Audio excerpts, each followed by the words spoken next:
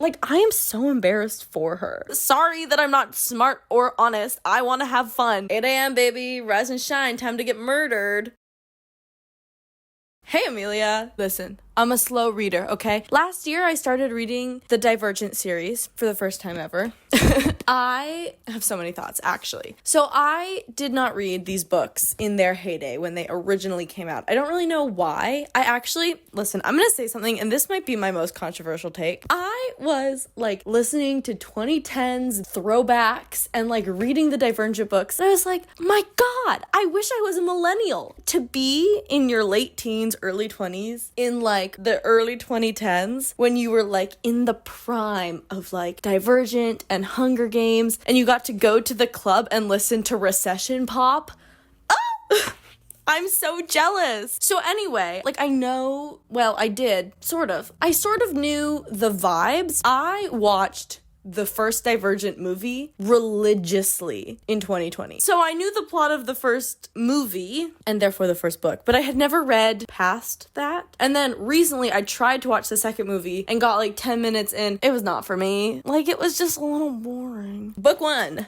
Divergent. Now, if you have somehow managed to make it to this great year, 2025, without ever having learned about the Divergent world, I cannot wait to be the one to introduce it to you. I have read these books one time, okay? And like I said, I'm a really slow reader. I'm not like a really in-depth great reader, so I might miss stuff. Okay, and if I do, tough shit. Why am I so aggro today? Oh my gosh. So if you've managed to make it to 2025 without somehow knowing the, like, universe that this book is in, basically there are 5 factions. There's erudite, amity, candor, abnegation, and dauntless. And they're just like society. It's like society's divided into 5 groups. Novel and breathtaking idea. Each faction values something, like one trait above all else. Erudite values knowledge, dauntless values bravery, abnegation values selflessness, candor values honesty, and amity values kindness. But then they all have like drawbacks. Like, for example, candor, they're really honest, but that means that they're mean. And then abnegation loves kindness, but they also definitely grow weed. So there's like drawbacks to each side. And you're born into your faction, but when you're 16, you go through something called the choosing ceremony, where you get to like choose your faction. And most people choose the faction that they're born into, but some people choose a different faction. It's a big deal. It's a whole thing. Also, these books take place in post-apocalyptic Chicago, which I actually have lots of thoughts about, but they become more relevant in the 3rd book. So we'll get there when we get there. So our main character, her name is Beatrice. She's in abnegation, which is the selfless one, but she is not very good at being selfless. She doesn't like to give up her seat on the bus, and she's like not good at it. And she also has a brother whose name is Caleb, and to her, abnegation comes really easily to him. He's super selfless, super kind, and she's like, gosh, I could never be like him. I'm just not as good as him. And they're both 16. Twins? I don't think they're twins, but they're both turning 16, and they both have the choosing ceremony at the same time. I don't know how that works, but it does. Oh, but before you do your choosing ceremony, you have to do something called the aptitude test. So basically, it's like if you ever had to do the hearing tests or like the vision tests at school. It's a similar thing to that, but like a little bit scarier. So basically, they take you into a room and someone from a different faction injects you with a serum that makes you like hallucinate scenarios, and based on how you respond to each scenario determines what faction you're supposed to be in. So basically, it's like a high stakes BuzzFeed quiz. Also, like, you don't have to pick the faction that you get as a result of your aptitude test, but you will be more successful in life if you do, is kind of like the vibe. So Beatrice goes in for her test, and this dauntless lady named Tori is administering it for her. The first thing that she hallucinates is like you have to choose between a knife and a block of cheese. And Beatrice doesn't choose. And then a dog shows up and tries to attack her. She has nothing to like distract it or defend herself with. And so she just like pets the dog, and the dog is super nice to her. But then the dog starts to attack a young girl, and Beatrice throws herself at the dog to try to kill it with her bare hands to protect this girl. And then it's the next test. This next test is like, there's this guy and he says that if you tell the truth, it'll save his life. And nobody tells the truth unless you're candor. So the tests go along. There's a couple more. And then she wakes up from her test and she's like, cool, what faction do I belong in? And Tori is like, sorry, babes, it was inconclusive. Which is a big deal because, like, it's not supposed to be inconclusive. So Beatrice is like, what do you mean inconclusive? Basically, candor and amity are entirely ruled out because she lied to that one guy and because she, I guess, tried to kill the dog with her bare hands. But she has little traits from all of the other factions. My conclusion, she explains, is that you display equal aptitude for abnegation, dauntless, and erudite. The people who get these kinds of results are, she looks over her shoulder like she expects someone to appear behind her, are called divergent. It's almost like it's the title of the book. She is divergent, which is a big deal and also very not good, but Beatrice doesn't really know that it's not good yet, so she's just kind of like, oh, this is crazy. And Tori is like, I'm gonna enter your official results as abnegation, and you have to go home and do some soul searching because this is a crazy discovery about yourself, and also don't tell anybody ever that this happened. So they go back home for family dinner. At the dinner table, Beatrice's dad is talking that there's like a lot of political unrest. So basically, abnegation runs the city because I guess everyone was thinking that like the faction that is the most selfless should be in charge of running things, which I would agree with. I think that that's probably a good idea. Erudite, which is the smart people, they've been putting out hit pieces on abnegation leaders to sort of like sow seeds of mistrust amongst the community. And there's one story that they put out that the abnegation leader, whose name is Marcus, was abusing his son Tobias, and that's why his son Tobias switched to dauntless. But everyone's like, that's not true, like it couldn't be true because abnegation is so selfless and kind. And nobody really says this outright, but the kind of vibe at the dinner table is that if Caleb or Beatrice picks a different faction that's not abnegation, it'll be a really big deal and it will be really bad and have some like big sort of political implications. But before they go to bed, Caleb pulls Beatrice aside and he's like, Beatrice, he says, looking sternly into my eyes, we should think of our family. There's an edge to his voice. But we must also think of ourselves, which is crazy because Caleb is like the most selfless of all of them. That's not a very abnegation thing for him to have said. The next day is choosing day. The way that choosing day works is that like everyone goes into this big, I picture it as like a big amphitheater. There's these 5 bowls on stage with things that represent each factions. There's like gray stones for abnegation, water for erudite, earth for amity, lit coals for dauntless, and glass for candor. Basically, what you have to do is when they call your name, you go up, you cut into your hand with a knife, and then you drip blood over whichever bowl you're choosing. And basically that is to signify faction over blood. Once you choose a faction, your old faction is dead to you. And all that matters is your new faction. That's your new family. If you're switching. And if not, then like live, laugh, love.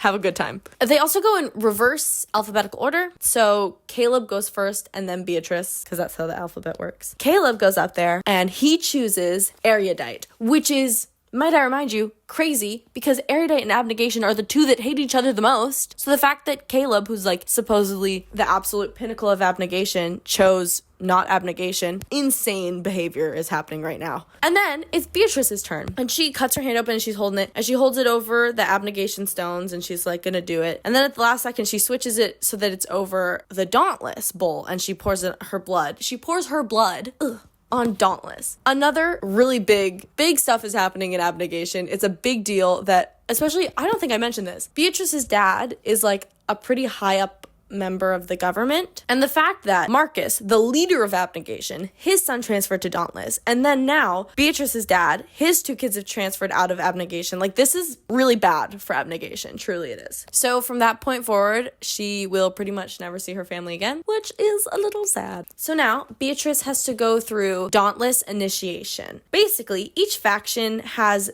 an initiation to induct you into your new life with your new faction. And if you fail your initiation, you become factionless, which is like basically homeless. The dauntless initiation is insane. The only way to get to the dauntless headquarters is to straight up jump onto a moving train, and if you don't make it, you're factionless. I would die immediately. Are you kidding me? I'm so not cut out to be like the protagonist of a YA novel. My crashing and burning body, my horrible, awful, broken joints, we could never. I simply could never. So they jump on this moving train, Triss makes it, and then when they get to the dauntless headquarters, the train doesn't stop.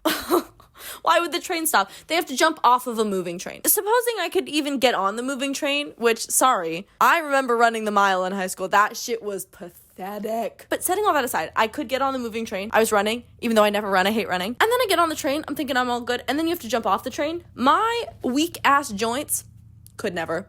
Simply could never. So during this whole, they're jumping on the train, they're jumping off the train, Beatrice meets someone named Christina. She's another person who's just transferred into Dauntless. She came from Candor. And in the movie, she is played by Zoe Kravitz, which is iconic casting, I fear. So they jump off the train. When they jump off the train, one of the Dauntless-born initiates mistimes it and fucking dies. Truly nobody is safe. So they've just jumped on a moving train, jumped off of a moving train. Now they're on a roof, and then there's just like this hole, and the person who's leading them is like, okay, so now in order to get into the Dauntless headquarters, you just have to like sort of free fall into this hole. Good luck.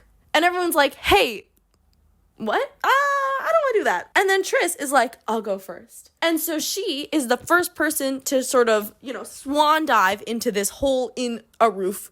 At the bottom of the hole, there is a net. She lands in the net. Obviously, they're not going to like kill all of their initiates, so it was safe. But there's a net, and this is where Beatrice meets Four. So he's like, what's your name? She's like, my name is Beatrice. He's like, you can kind of pick any name that you want now. You get to sort of reinvent yourself. And so she picks her new name, which is Triss. Four is the person who's training the Dauntless transfer initiates. Basically, during the first round of initiation, the people who are Dauntless born, they like split off because they don't have to do the whole like, welcome to the Dauntless compound because they grew up there. So the Dauntless born initiates, they have a different training for the first phase, and the people who transferred into Dauntless have their own training. And Four is the one who is training the non-Dauntless born initiates. So he starts by giving them a tour of the Dauntless compound, which is basically like caves and shit. And then the Dauntless initiation really starts. Basically, they have to go through training and then a series of tests. And the top 10 people who have like the top 10 highest scores make it,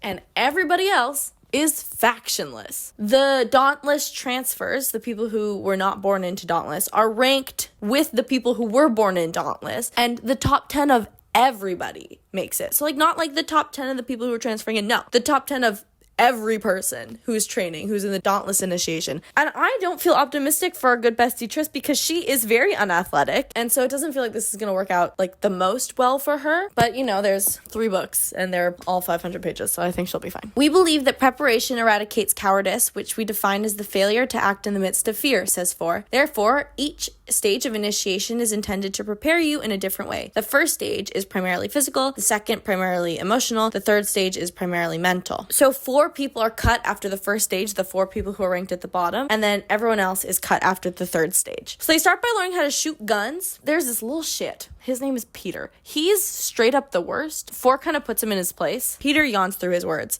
What does firing a gun have to do with bravery? Four flips the gun in his hand and presses the barrel to Peter's forehead and clicks the bullet into place. Girl, he might shoot him. He doesn't shoot him, but he could. So we hate Peter. Just like keep that in your brain. He's the worst. Awful. We hate him. They're learning to shoot guns. Triss is terrible with a gun. She has got terrible aim. She was raised in abnegation, so this is really super foreign to her. She can barely hit the target. So the first day of training is going very poorly for her. That evening, Triss and her new friend Christina and Will is another person she met on the train. They go and get tattoos, which is sort of scandalous for Triss because in abnegation you're not allowed to have tattoos, but she gets birds on her collarbone to represent her family, 3 birds, one for her dad, one for her mom, one for her brother. The tattoo artist is Tori, who is the person who gave Triss the aptitude test. So Triss tries to ask Tori a question and Tori is like, never talk to me ever again. You cannot bring up the fact that you are divergent. Never, ever say those words in my presence. And Triss is like, oh, okay, sure. She doesn't really get it. The severity of the situation doesn't really feel like it's sort of hitting Triss. Multiple times, this person has been like, if you speak about being divergent, you will die. And she's like, okay, but can I ask some follow-up questions? No. Keep your dirty little secret. Oh my god. So the next bit of training is fighting, one-on-one, mano a mano. I've never said those words before out loud in my life. Can you tell? There's an uneven amount of transfer initiates. So Triss doesn't have to go on the first day, but she does have to go on the second day. So in Dauntless, also, you're not allowed to surrender. You have to fight until one person is no longer able to continue. This is a problem for Triss because she has no physical strength and no skills, and she has pretty much no hope to make it through hand-to-hand combat. But at least she doesn't have to go on the first day. During Christina's fight, she tries to concede, and Eric, who's the other head of Dauntless and also is helping training, and also Eric fucking sucks. He's the worst. He literally makes Christina hang by her hands over a waterfall, and if she lets go she would die, but he's like, this is about bravery. And it's literally not about bravery. He's just the worst. Climb over the railing, Eric says again, pronouncing each word slowly. If you can hang over the chasm for 5 minutes, I will forgive your cowardice. If you can't, I will not allow you to continue in initiation. Christina hangs for the full 5 minutes, and then Eric is like, climb up yourself. And Tris and this other guy, Al, he's like a big guy, but he's a big softie. He's really homesick. They try to help Christina up, and Eric is like, nope, she has to get up herself. And Tris is like, that wasn't part of the deal, and help her up anyway. In the dorms, Tris is experiencing some pretty severe bullying from some people who at this point shall remain nameless, but will not later. They like spray painted stiff on all of her stuff, which is basically like a slur for people from abnegation, and everyone's calling her a stiff, even though she switched to Dauntless, and you're like not supposed to identify with your birth faction, I guess, after you switch, but nobody's like accepting her because they're like, you're still just like a stiff. It's crazy. Al, the big guy who helped her with Christina, kind of gives her a pep talk because Tris has to fight the next day, and Tris is like not ready. So Al gives her a pep talk. To clarify, Tris is friends with Christina, Al, and Will, and also Edward, and then Four, but Four is an instructor. Those are like the people that we like. And then Peter, we hate. He's the initiate who's like just the worst. And then Eric is the trainer who has it out for Tris. So it's Tris's turn to fight, and she has to fight Peter, who we hate. And she does, unsurprisingly, just a horrible job, because again, no skills, no strength, no skills, which is so me coded. I think I'm pretty brave. I could not choose Dauntless because, man, these physical challenges would kill me. They would take me all the way out. My knees give out and the floor is cool against my cheek.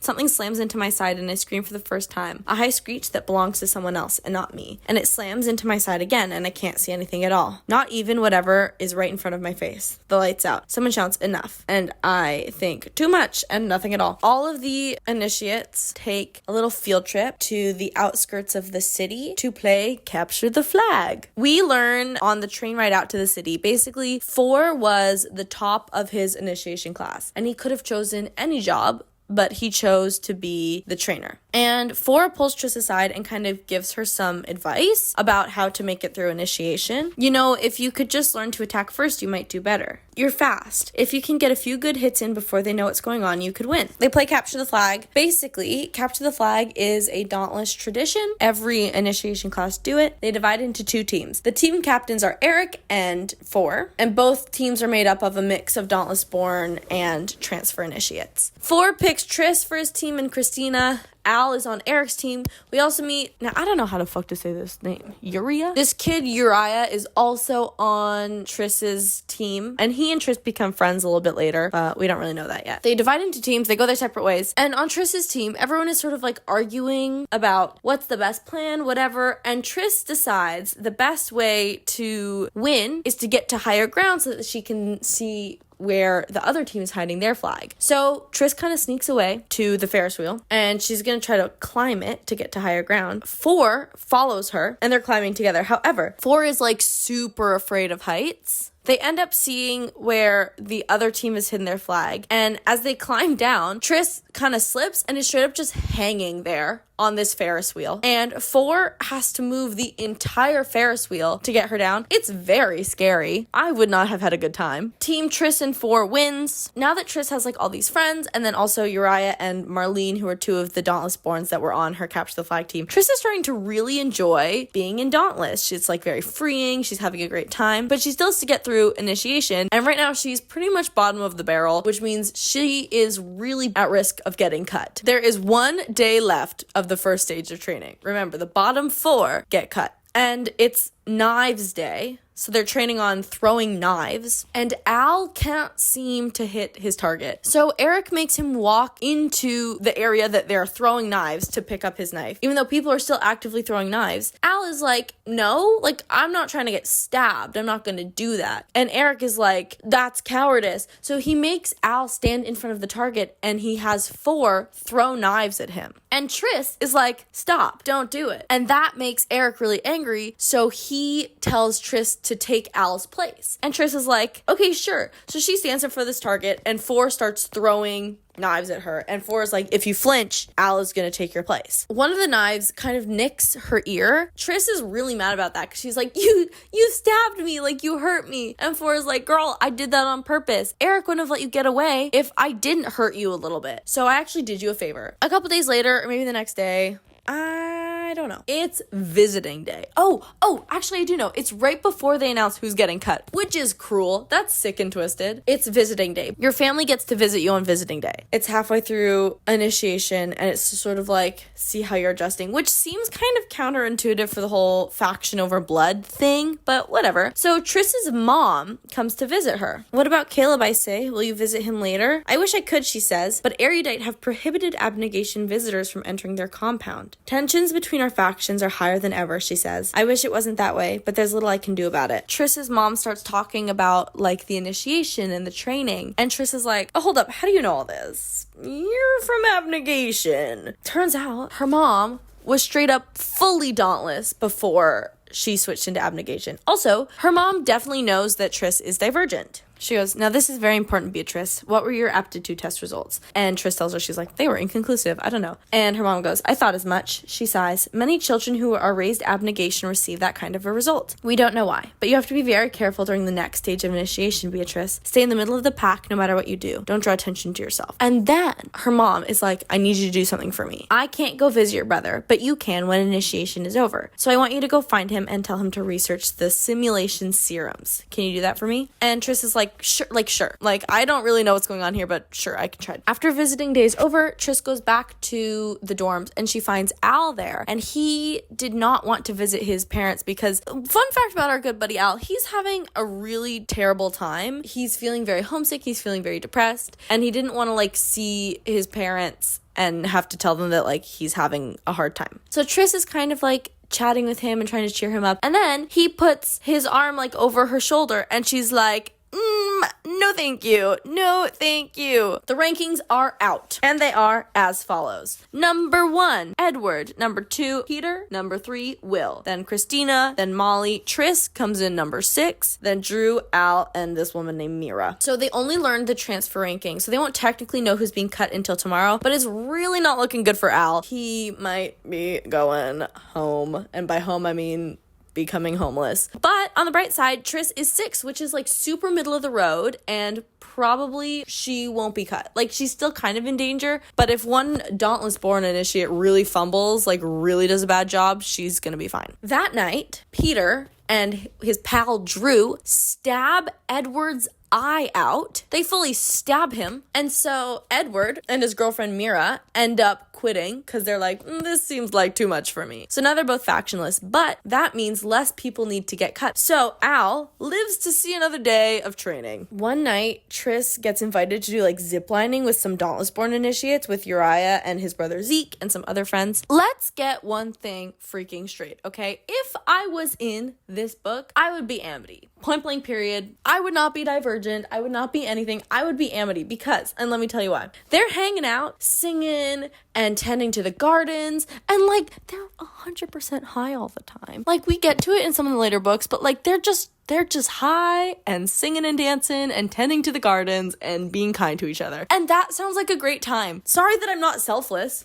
Sorry that I'm not smart or honest. I want to have fun. Sue me. Freaking sue me. It is time for the second stage of initiation, which is when they combine the transfers and the Dauntless Born initiations. Everyone's together now. Stage 1 was about physical skill. Stage 2 is about like facing your fears and like mental fortitude. Basically, they put you in a simulation where you have to like face your biggest fears a bunch of times and learn not to be afraid of them anymore. Chaos. My God. Sorry. I forgot that they put the needle into your actual neck. No, sir. No, ma'am. Absolutely not. I cannot believe they're putting this serum into your goddamn neck. What? I have cried loudly and inconsolably at every single vaccination appointment I have ever had in my entire life, okay? And this is deeply embarrassing because I am an adult, but like, I have needed nurses to hold me down while they stick me with a needle because I'm that terrified. No chance you're sticking a needle in my neck. It's not happening. I'm sorry. Also, my fear simulation would be so boring. Like, what are you gonna do? You gonna make me sit there while someone that I like look up to tells me that I've let them down? Sorry, you're gonna show me a Google Calendar where I've double booked myself and I can't get out of either thing. Like, those are my fears. Those are the things that keep me up at night. Tris goes in for her first stimulation. Her first fear is like birds. There's crows attacking her. I am also not a big fan of birds. I actually, sorry, I'm going to take back what I just said earlier about my fear simulation being boring, because I'm actually really deeply afraid of a lot of things. So my fear simulation would just be like everything. I'm afraid of so much. I hate heights. I don't like the ocean. We've talked about this. Birds, hate birds.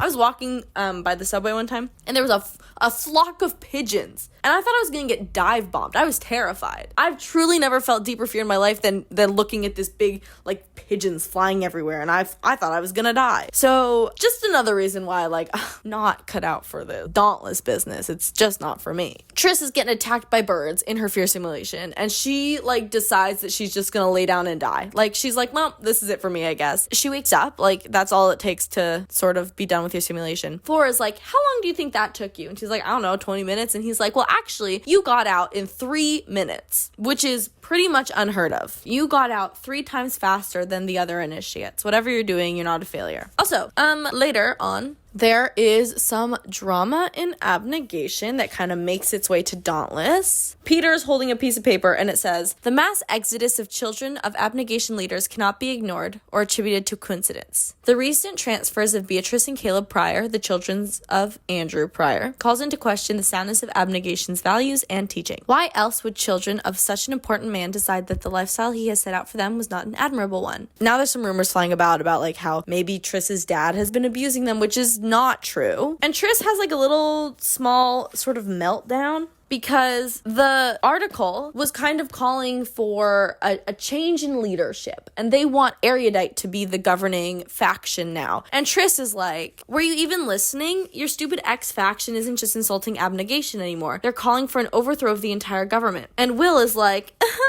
no, they're not. But whatever. So Tris and her friends are like hanging out again. Like later, they forgive each other. They have like this little argument and then they forgive each other. Then they hang out and like get tattoos. If anyone is wondering, the answer is yes, I am tatted. I do have a tattoo. And if the question is, are you planning on getting any more tattoos? The answer is no, because I got my tattoo and then immediately cried because I felt like I had ruined my body forever. I don't feel that way anymore, but I definitely had a little panic about it. I learned that like tattoos aren't for me, and that's fine. Like tattoos don't have to be for everybody. Like tattoos are more mainstream. Like if you feel like you need a tattoo, like get a tattoo. But if you feel like you're just falling into the hype, like don't get a tattoo. You don't need a tattoo. We can be non-tatted bad bitches together, okay? But I do have a tattoo. It's right.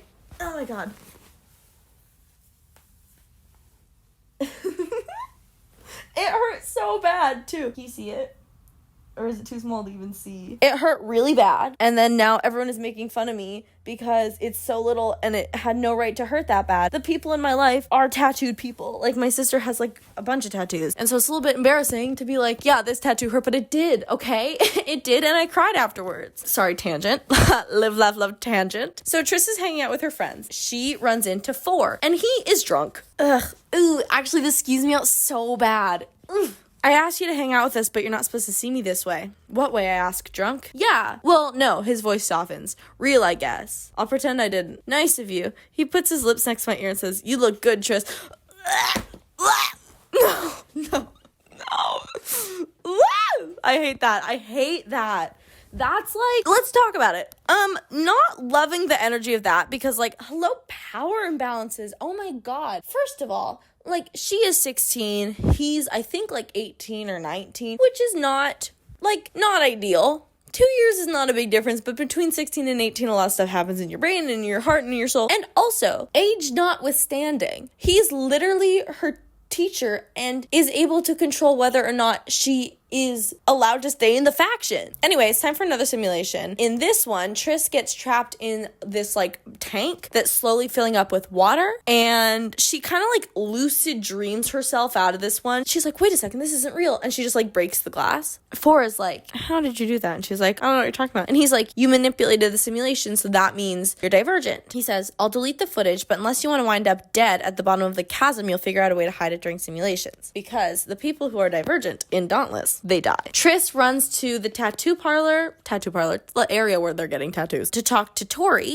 who's the one who did her aptitude test, and she's like, please give me some information. Like, I need to know what's going on. And Tori tells her what it means to be divergent. Among other things, you are someone who is aware when they are in the simulation that what they are experiencing is not real, she says. Someone who can manipulate the simulation or even shut it down. And also, she leans forward to look me in the eyes, someone who, because you're also dauntless, tends to die. The reason why Tori knows what it is to be divergent is because her brother was divergent, and he also got killed. Tori's advice is don't be too good, because if you're rising in the ranks too fast, people will start to get suspicious of you, and they will learn that you're divergent and they'll kill you. The ranks for stage 2 are out. Unfortunately, good bestie Triss is in first place. It is very suspicious that she got so good so quickly, which is exactly what Tori was warning her against. The rest of the transfers are starting to not really trust Triss because she's doing such a good job. They're like, you were pretending to be so useless, but you're really just manipulating us. And because of that, Triss kind of gets like ousted from the transfer community. So she goes to hang out with Uriah and some of the other Dauntless Borns. The activity that they decide to do is shoot muffins off of people's head. And all of a sudden, Uriah and Triss are holding hands. And it is initiated by Triss, which is crazy. I stare at him. I feel my heart beat everywhere, even in my toes. I feel like I'm doing something bold, but I could just as easily walk away. I'm not sure which option is smarter or better. I'm not sure that I care. I reach out and take his hand. His fingers slide between mine. I can't breathe. Girl, what? First of all, what about 4? But second of all, I'm gonna say something that is controversial yet brave. I am team them, Uriah and Triss, because they are peers. And also he's nice to her. He's kind to her and supportive. Triss has to sneak back into the dorms because like technically they weren't supposed to be doing this, like shooting muffins off of the head of their peers type behavior. When she's sneaking back, Triss overhears Eric talking to some random lady. A female voice, cold and familiar, but familiar like a dream, not like a real person. Combat training shows you nothing. The simulations, however, reveal who the divergent rebels are, if there are any, so we will have to examine the footage several times to be sure. Don't forget the reason I had Max appoint you, the voice says. Your top priority is always finding them. Always. So Triss is basically hooped. Not only is she divergent, but now she's overhearing Eric, who's like the leader of Dauntless,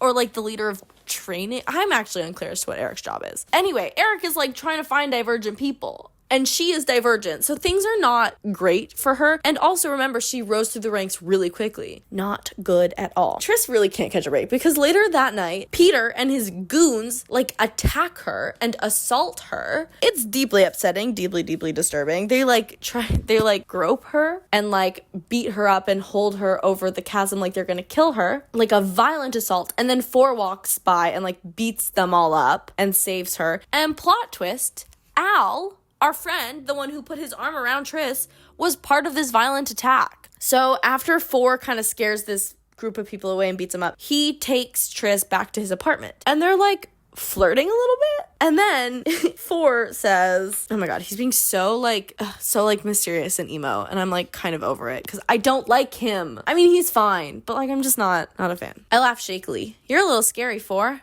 Do me a favor, he says, and don't call me that. What should I call you then? Nothing. He takes his hand from my face. Yet. Not a fan. So Will and Christina are no longer mad at Triss because Triss got literally hate crimed. In my brain, I was like, this is gay bashing. It's not gay bashing because she's not gay, but it is a hate crime of a similar vibe, you know? Similar vibe to gay bashing.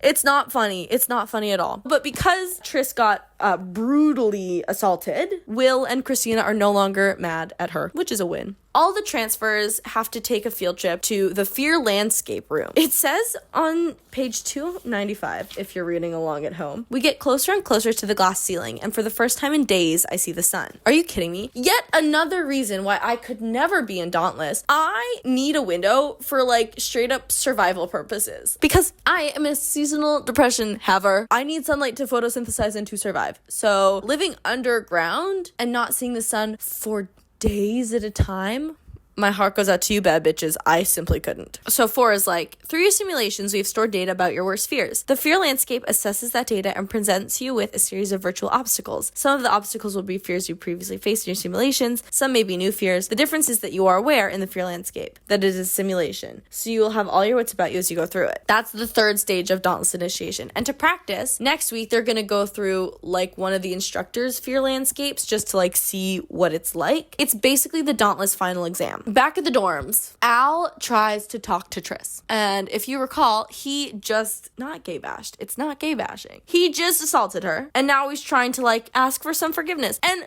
ooh, the nerve of that guy. Why I oughta. In my humble opinion, there are certain things in which apologies will never be sufficient. And I feel like a hate crime is one of them. Like, sorry. If someone hate crimed me and then was like, but like, let's talk about it. I want you to forgive me. No, thank you. You can find peace elsewhere, not with me. Like, what? Tris is like, stay away from me, never come near me again, or I will kill you because you're a fucking coward. And the next day, Al kills himself. And once again, I unfortunately have very limited sympathy for someone who is going around assaulting people. Like, oh, sorry, is it hard to live with the consequences of your own actions? Like, your victim is mad at you? Like, it's a little, okay, there's nuance and everything is complicated. It is a little sad because Al was not adjusting well to life at Dauntless, and he was really depressed, and he got looped into some bad stuff. But you're still a person with agency, and not all depressed people then start going around assaulting people. So fuck off. Sorry about it. Anyway, they give Al like this really celebratory funeral, and it makes Tris really angry because they're like, it was so courageous of him, and Tris is like, it's not courageous. He killed himself because he was a coward and he didn't want to deal with the consequences of his own actions. I shake my head. Courageous would have been admitting weakness and leaving Dauntless, no matter what shame accompanied it. Pride is what killed Al, and it is the flaw in every Dauntless heart. It is in mine. I'm also going to talk about this a little bit more later. Veronica Roth, author of Divergent, is like the Christian undertones of these books are very clear and apparent to me, to the point that I would call the Divergent book series a Christian book series. And I don't think it's wrong to enjoy a book series that is very Christian, just like I think that there is some like Christian music that is also good, but like I just think we need to be like aware of this, that like this is super Christian coded like really deeply. I was trying to see anyone else was picking up on the Christian symbolism, because like obviously it's so clear. And some of these websites that I found so many WordPress blogs about Christianity and Divergent, which tells me I'm not alone. But also, some of them were crazy. Like, this one was called Divergent Devotional. The Gospel According to Divergent. Like, these, I'm going to put a picture up on the screen right now. This is crazy. It's a side-by-side picture of Veronica Roth and Martin Luther. The caption says, Martin Luther and Veronica Roth, can't you see the resemblance? This has to be cyberbullying. That's so funny. So anyway, yeah, it is super Christian. The undertone of like killing yourself is like selfish and cowardly, like that's a pretty Christian idea. I would say a lot of secular people don't think that. So at Al's funeral, Tris and Four have a little bit of a run-in. He yells at her for being so selfless. If I were you, I'd do a better job at pretending that selfless impulse was going away, because if the wrong people discover it, well, it wouldn't be good for you. And now they're like holding hands. What are they? They're like touching. Ugh. Fear doesn't shut you down, it wakes you up. I've seen it, it's fascinating. He releases me but doesn't pull away, his hand grazing my jaw, my neck. Sometimes I just want to see it again. I want to see you awake. I set my hands on his waist. I can't remember deciding to do that, but I also can't move away. I pull myself against his chest, wrapping my arms around him. My fingers skim the muscles of his back.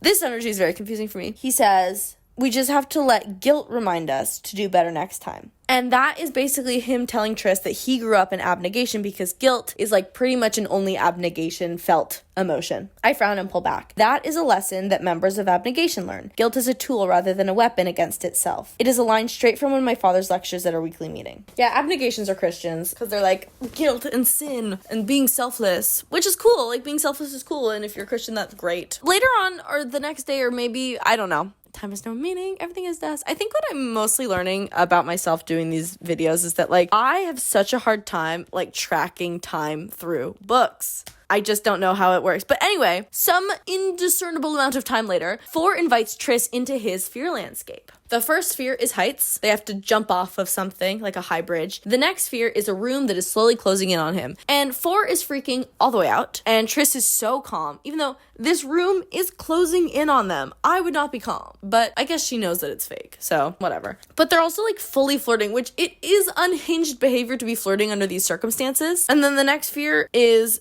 4 has to shoot some lady. And the last fear is Marcus, who's the leader of abnegation, and he's going to hit 4 with a belt. Basically, Marcus's son, Tobias, transferred out of abnegation because there were rumors that Marcus was abusing him. The son is 4, and 4 is Tobias. It is, in fact, true that he was being abused by his father, and that's why Marcus is in his fear landscape. Could I have explained that in any more of a convoluted, confusing way? I'm sorry. So from here on out, we're going to call him Tobias. I might slip up and call him 4 again, but we're talking about the same person. 4 and Tobias, same guy. So those are all his fears. Eagle-eyed viewers will notice he only had 4 fears, and that is, in fact, why he calls himself 4. So they're out of the fear landscape. Once again, they are flirting. They are holding hands. I'm so anti-hand holding. It is unreal. I hate that.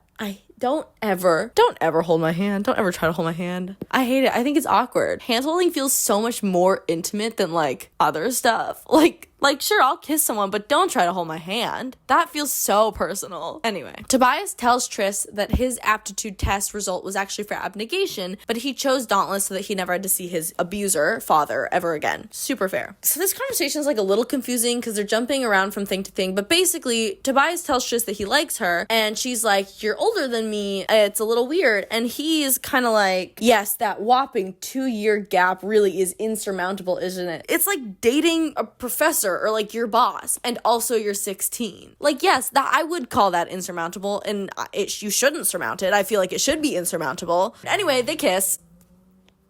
And now Tris is like happy and smiling all the time. And she's like, the next morning I am silly and light. Every time I push that smile from my face, it fights its way back. It's giving, what's that like Kobe Calais song? You know what I'm talking about. Also, like, you know those like yeast infection commercials where they're like spinning in a field? Like, that's kind of the energy that Tris is giving me in this moment. And I am so over it. Be miserable, please. It is practice fear landscape day. Everybody is going through one fear of one of the instructors. The one that Tris gets like assigned is the fear of getting attacked and kidnapped. And Tris starts to have like full-on PTSD flashbacks to when she was literally getting attempted murdered by Peter and his friends. 4 makes them stop because like Tris is having a really bad reaction to it. And then he's like, get yourself together, this is pathetic. You know, a little bit of sympathy, a little bit of peace and love goes a long way. I don't like him. Tris goes to visit her brother Caleb at the Erudite headquarters because her mom told her to. She's still in initiation, so she probably shouldn't be going to Erudite, but she does anyway. So Caleb is like, something big is happening, Beatrice. Something is wrong. His eyes are wide and glassy. I don't know what it is, but people keep rushing around, talking quietly, and Janine gives speeches about how corrupt abnegation is. All the time, almost every day. And Tris is like, well, do you believe her? And he's like, no, well, maybe. I don't know what to believe. So basically, Caleb is being indoctrinated. Janine is fully, like, mass manipulating everybody. And when Tris kind of suggests that Caleb might be getting manipulated, he kind of gets angry and he's like, I'm too smart to be manipulated. He goes, don't you think I would know if I was being manipulated? Babe, that's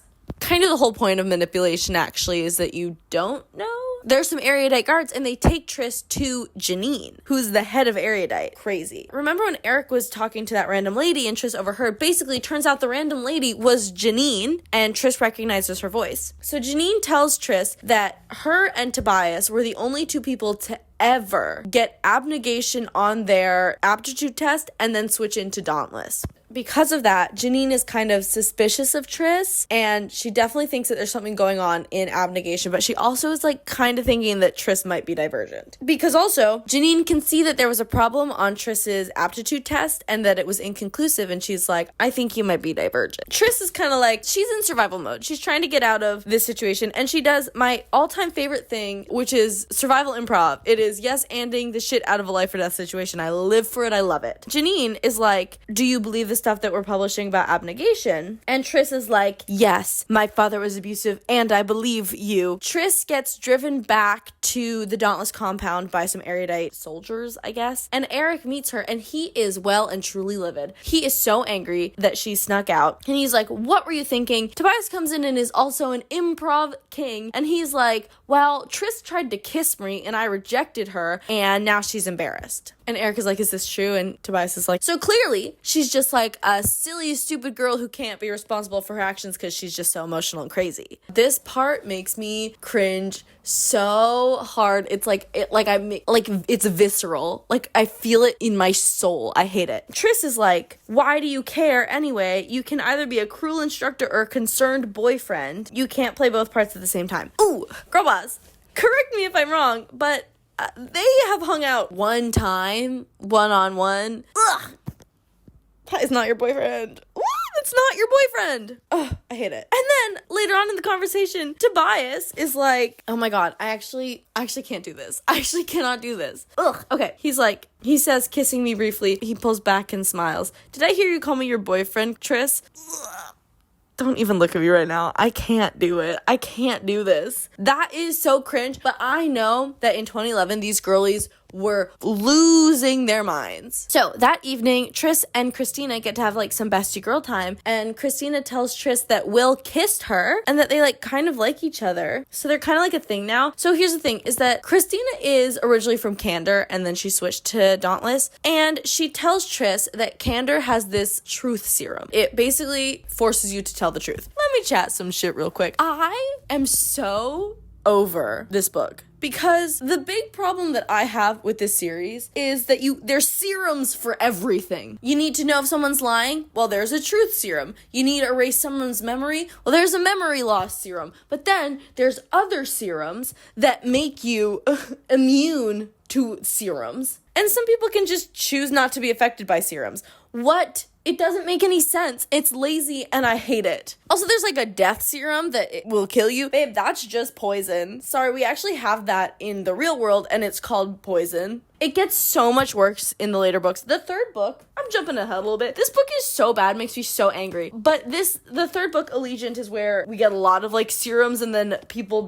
having a serum that makes them immune to other serums. I can't. I hate it. It made me so annoyed when I was reading it. I think it's the next day, maybe a couple days later. Tris and Tobias take a cutie little trip down to go spy on the Erudite headquarters. And you better believe they are flirting the whole time. The entire train journey there, they are flirting in a way that is personally and deeply offensive to me. Tobias found some like secure files that looked like war plans. A few weeks ago, before training started, I was at work and I found a way into the Dauntless secure files. And what I discovered was what looked like war plans, thinly veiled commands and supply lists, things like that. And those files were sent by Erudite. So Erudite is planning on waging war on abnegation, and they're going to use Dauntless as soldiers. But Tris is kind of like, well, how are they going to get Dauntless to fight for Erudite? Like, kind of by nature, Dauntless are a little bit rebellious. They're not going to just go along willingly with this plan. It is now initiation day. Basically, initiates get injected with the fear serum, and they go through their own fear landscape, and everybody watches.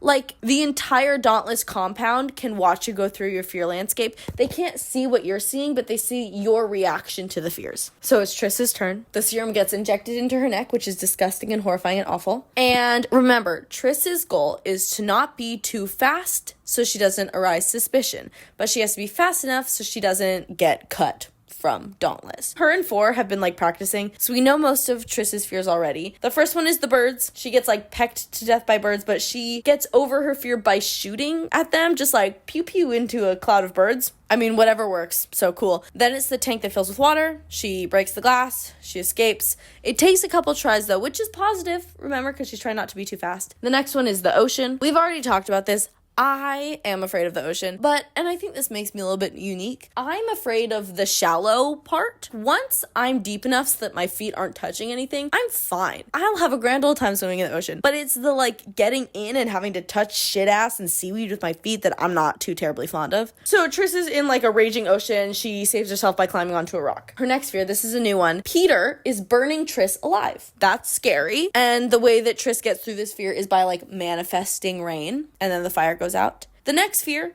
is her fear of getting attacked and kidnapped. So she's in like her abnegation house. People are coming in to like attack her. She hides in the closet and then like takes some deep breaths and the fear moves on. Cool. Love it. I'm a big fan of grounding techniques, so good for her. And her next fear, and I wish I was kidding, I truly do. Her next fear is having sex with 4. Like, I am so embarrassed for her because remember, everyone can see your reaction to this fear. And so she's like, I look simulation Tobias in the eye and say sternly, I am not going to sleep with you in a hallucination, okay? And everyone can hear her say that. I would never be able to show my face in the Dauntless compound again. That is so humiliating. The last fear that she has is she has to shoot a member of her family. The way that she sort of like gets past this fear is she shoots herself instead. So she only has 7 fears, which is like definitely not that many. Like, the lowest number is 4, that 4 has, and then 7 is, like, also a really low number of fears. She's finished with her simulation, but now she has to wait for everybody to finish with her simulation before she knows her ranking, and she knows if she's gonna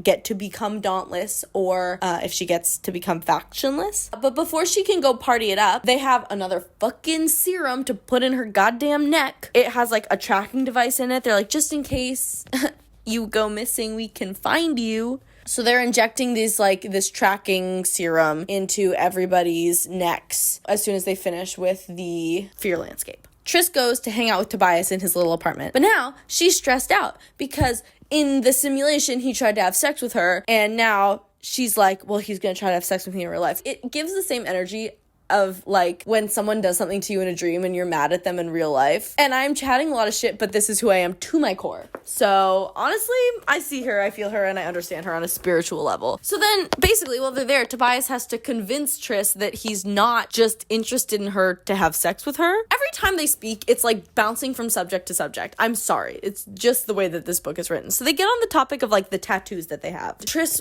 wants to see his tattoos, but his tattoos are like all on his back. And he's like, are you asking me to undress, Triss? And she's like, only partially, only just because I want to see your tattoos. His tattoos are like the symbol of each faction, all on his back. Thank God I was not of tattooing age when these books came out. Let's pour one out for all the baddies with the Divergent tattoos, because I'm sure it felt like a great idea at the time, but oh my gosh. If you were a survivor of said Divergent tattoos, please reach out. I'm so curious. What is it? Why did you want to get it? Do you still like it? Is it classy? Is it tasteful? I doubt it. I mean, maybe you have a really tasteful Divergent tattoo and I'm just being a hater. The rankings are out. Triss is first. Uriah is second. Will and Christina are 6 and 7 respectively. And Triss is like, hell yeah, I'm first. Even though, remember, that's not great, because her goal was to not do too well. But she's like, yay, I win. So she's celebrating. And then she figures out how Erudite is gonna make Dauntless be fighting for them. That sentence didn't make sense.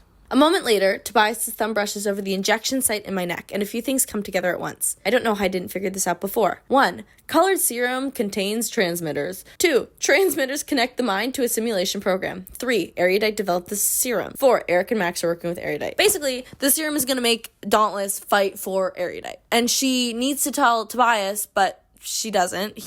Actually, why doesn't she? Oh, there's like too many people around, so she's like, I'll talk to you later. But then she tries to find him later, she can't find him. That evening, Triss wakes up kind of in the middle of the night, and she's looking around, and everyone is like getting dressed, but they're super silent, and it's almost like they're in a trance. It's like they're sleepwalking. They start like leaving, and so Triss decides she's gonna like also pretend to be in a trance. Again, that like survival improv kicks in. We climb a flight of stairs and travel at the same rhythm down 4 corridors. Then the hallway opens up to a huge cavern. Inside it is a crowd of Dauntless. There are rows of tables with mounds of black on them. I can't see what the piles are until I'm a foot away from them. Guns. Also, I didn't mention this because I forgot about it, but like somewhere, I think it was when he showed her his tattoo. So when Triss saw Tobias's tattoo, she was like, oh, he must also be Divergent. So she's like trying to find him in this crowd, because I didn't explain this very well. The reason why Triss is not affected by this like sleepwalking serum is because she's Divergent. So she's looking for Tobias because she thinks he must also be Divergent and therefore also not impacted by the serum. And she finally finds him, and he's like also like a sleepwalking drone agent, except for he's also just pretending. The rumors are true, he is Divergent. She like finds him in the crowd. They like sneaky hold hands. It is confirmed now that they are both truly Divergent. People crowd in the car around me, me, so we stand in 4 rows, shoulder to shoulder. And then something peculiar happens. Fingers laced with mine, and a palm presses to my palm, Tobias holding my hand. The dauntless soldiers are being brainwashed by the serum, and they are now killing all of the abnegation people for like fun and profit. Far ahead of us, I see a dauntless soldier push a gray-clothed man to his knees. I recognize the man. He's a council member. The soldier takes her gun out of her holster and with sightless eyes fires a bullet into the back of the council member's skull. The dauntless are working. They're like drones. Their brains are being taken over by like an erudite command. So they don't know what they're doing, but they are killing basically every abnegation person they see. Eric is like explaining how this is all happening to one of the erudite people. I think to Janine maybe. And he puts his gun against Four's head because he's like, the incomparable Four is now like a mindless drone. So he puts his gun against Four's head and Triss freaks out. My hand is already on my gun. I press the barrel to Eric's forehead. His eyes widen and his face goes slack for a second. He looks like another sleeping dauntless soldier. Get your gun away from his head, I say. You won't shoot me, Eric replies. Interesting theory, I say. She's about to shoot Eric, but then Tobias is like, stop. So some soldiers take Tobias and Triss to go see Janine. So I guess Janine wasn't there. In this meeting with Triss and Tobias and Janine kind of reveals why she hates abnegation people so much. So first of all, apparently abnegation has the highest rate of divergent people. And this is like really bad because Janine is using the serums to control people, and if you can't control people, political unrest happens. Janine also thinks that factionalist people are a drain on the society's resources, and because abnegation puts so much effort and money into supporting factionalist people, she thinks that that's kind of like a waste. Janine's plan is she's going to use Tobias to test like divergent specific serums that like divergents can't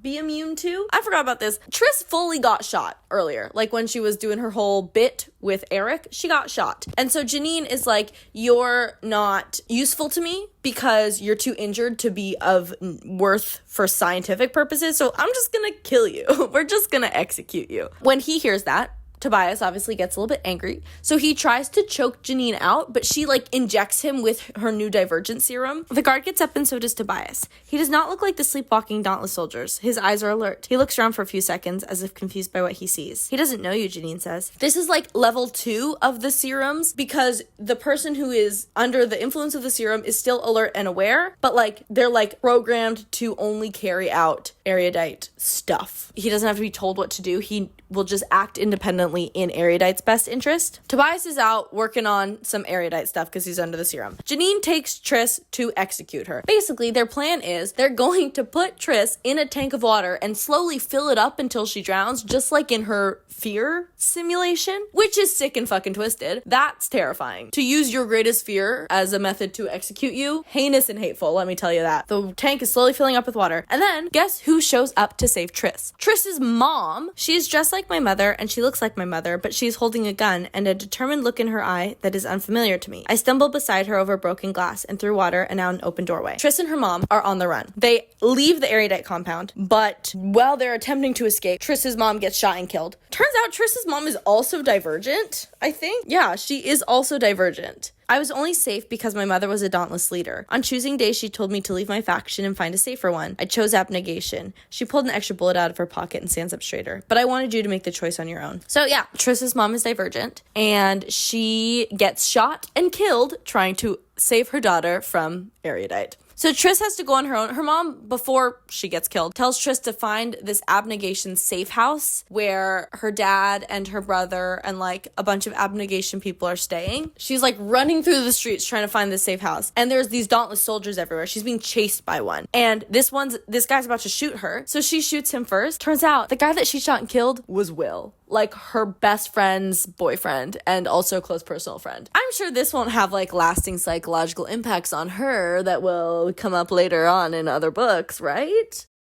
Anyway, Triss ends up at the safe house. Her dad is there, Caleb is there, so is Marcus, the leader of abnegation and also famous abuser of Tobias. Triss helps make a plan to wake up the dauntless soldiers. The plan is they're going to break into the dauntless control room and like fiddle around with the computers until they figure it out, I guess. I don't know anything. There are 30 pages left in this book. Why are we like starting new things? I feel in my heart when there is so little left of a book, that's when we should be like wrapping things up. So why are we starting another task? Anyway, Caleb, Marcus, Triss, and Triss's dad are part of the Break Into Dauntless gang. And so they go in through the hole in the ceiling, just like they did in the first day of initiation. And they run in to Peter. That man is everywhere. I hate that for him. Let me chat my shit about Peter real quick. He's not even under the Dauntless serum. He has free will, and he's choosing to be a little rat bitch, okay? He didn't have to. He's choosing this life, and I think that that's really heinous and hateful of him. So Triss shoots Peter.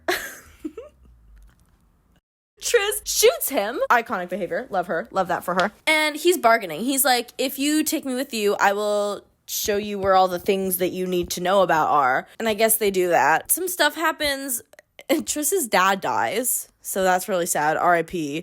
#orphans. Triss ends up seeing Tobias, and he's sitting alone in front of the computer, and it has like all the Dauntless stuff on it that he's controlling them. And so Tobias and Triss start fighting. Remember, Tobias is now under the simulation, but he's acting independently. He's not a drone. But in the middle of fighting, Triss starts trying to reason with him, and she's like, this isn't you. And then she gives her gun to Tobias, and then they kiss. So they steal the data. They put it on like a chip or something. And the whole crew, which is now Tobias, Triss, Caleb, Marcus, and Peter. Peter's now part of this. He's in it for the long haul. They haul ass to the Amity compound, which is on like the outskirts of the city. And that is the end of book 1. Okay, book 2. The crew, the besties, and Peter, hate that guy, are heading towards the Amity compound. Obviously, there is some tension between Tobias and Marcus, and also between Caleb and everybody, because Caleb famously was formerly erudite. And Triss is also starting to have some nightmares about how she killed her friend Will. So things aren't like going super well for everybody. But when they make it to Amity, Joanna, who's like the Amity leader, but like Amity doesn't technically have leaders, but she's like the lead representative for Amity. She welcomes them in, and she's like, you can come in, but you can't stay unless everybody says that it is okay. They do like collective action in Amity, and everyone gets an equal say. But Joanna is like I would describe her as like the matriarch. Also, there's already some like abnegation taking refuge at the Amity compound, so they're not like the first ones to get there. Yeah, Amity is big time pacifists. They have decided that they're going to abstain from picking a side, and they're not going to like get involved in the fighting because that's not sort of their vibe. That's not kind of what they like to do. Amity has their gathering, and they decide that they will let Triss and that whole gang stay, but they have to abide by Amity's rules. The first condition is that no weaponry of any kind is allowed on the compound. The second is that if any serious conflict arises, whether verbal or physical, all involved parties will be asked to leave. The third is that the conflict may not be discussed, even privately, within the confines of this compound. And the fourth is that everyone who stays here must contribute to the welfare of the environment by working. We will report this to Erudite, Candor, and Dauntless as soon as we can. So the big ones that like is most sort of concerning to the gang is like no weapons and no talking about what's going on, because how are they supposed to plot and plan if they can't talk about things? And Triss immediately is breaking this rule because she does have a gun hidden under her mattress. That evening, Triss sees Joanna and Marcus sneaking around, so she decides to follow them, and she overhears Marcus talking, and he says, a long time ago, the abnegation were entrusted with some sensitive information. Janine attacked us to steal it, and if I'm not careful, she will destroy it, so that is all I can tell you. This information is far more important than you can imagine. Most leaders of this city risked their lives to protect it from Janine and died, and I will not jeopardize it now for the sake of sating your curiosity. So there's like this big secret. Marcus knows, but nobody else knows. Triss hears this, and so she goes to talk to Tobias, and she's trying to be like, your dad has this information, and like it's really important. Tobias doesn't really fully believe her because like he's not really inclined to believe that his abusive father is like, you know, acting out of the kindness of his own heart. Tobias is like, Marcus is a horrible, awful, manipulative person, and Triss is like, but he knows something. So they're like having some relational problems because of this. Here's kind of the tricky problem, is that Erudite and Amity work really closely together. They're called essential factions, which basically means without them, society doesn't function. Also, Tobias is having a bit of a hard time adjusting to Amity, and they're like super woo-woo, like peace kind of vibe, because I think he likes violence a bit too much. Triss starts sneaking around behind Tobias's back to try to get some information from Marcus, but Marcus does not tell her anything. Like, obviously, he didn't tell the leader of Amity your information. You think he's gonna tell you? That's delusional. That's a little bit delusional behavior, unfortunately, I fear. That night, Triss sleeps next to Tobias because she's having nightmares about killing her friend. He tells her that he loves her before she goes to sleep, and she does not say anything back. But the next morning, Peter is in Triss's room, and he's like, why were you she's spying on Marcus. And Triss and Peter get into this massive fight because he stole the hard drive that had the Dauntless programming on it. And he was gonna, I think, try to destroy it. As we all know, fighting is against the Amity rules. They get sent to timeout. And in timeout, Triss gets given the peace serum, which is straight up just drugs. Like, they drug her. She's just high. Since she's high, she goes back into society and she starts flirting hardcore with Tobias. Tobias is like, what's going on? And Joanna's like, oh, like they probably gave her the peace serum. And Tobias kind of gets angry and he's like, you probably just drug everybody. Like, everybody is probably on drugs, which is true. And Joanna tells them to avoid the bread because the bread is where they sneak the serum into everybody's food. You're telling me everybody at Amity is just hanging around, eating bread, and being high? Why would you choose any other faction? Also, since we're on the subject of fucking serums, I hate that shit. I hate it. Why isn't Triss immune to the peace serum? Like, I know it's because it's just drugs, but like she's immune to all the other serums, so where's the consistency? So they're hanging out in the farmland, helping out with the chores. They see some erudite cars coming onto the Amity compound.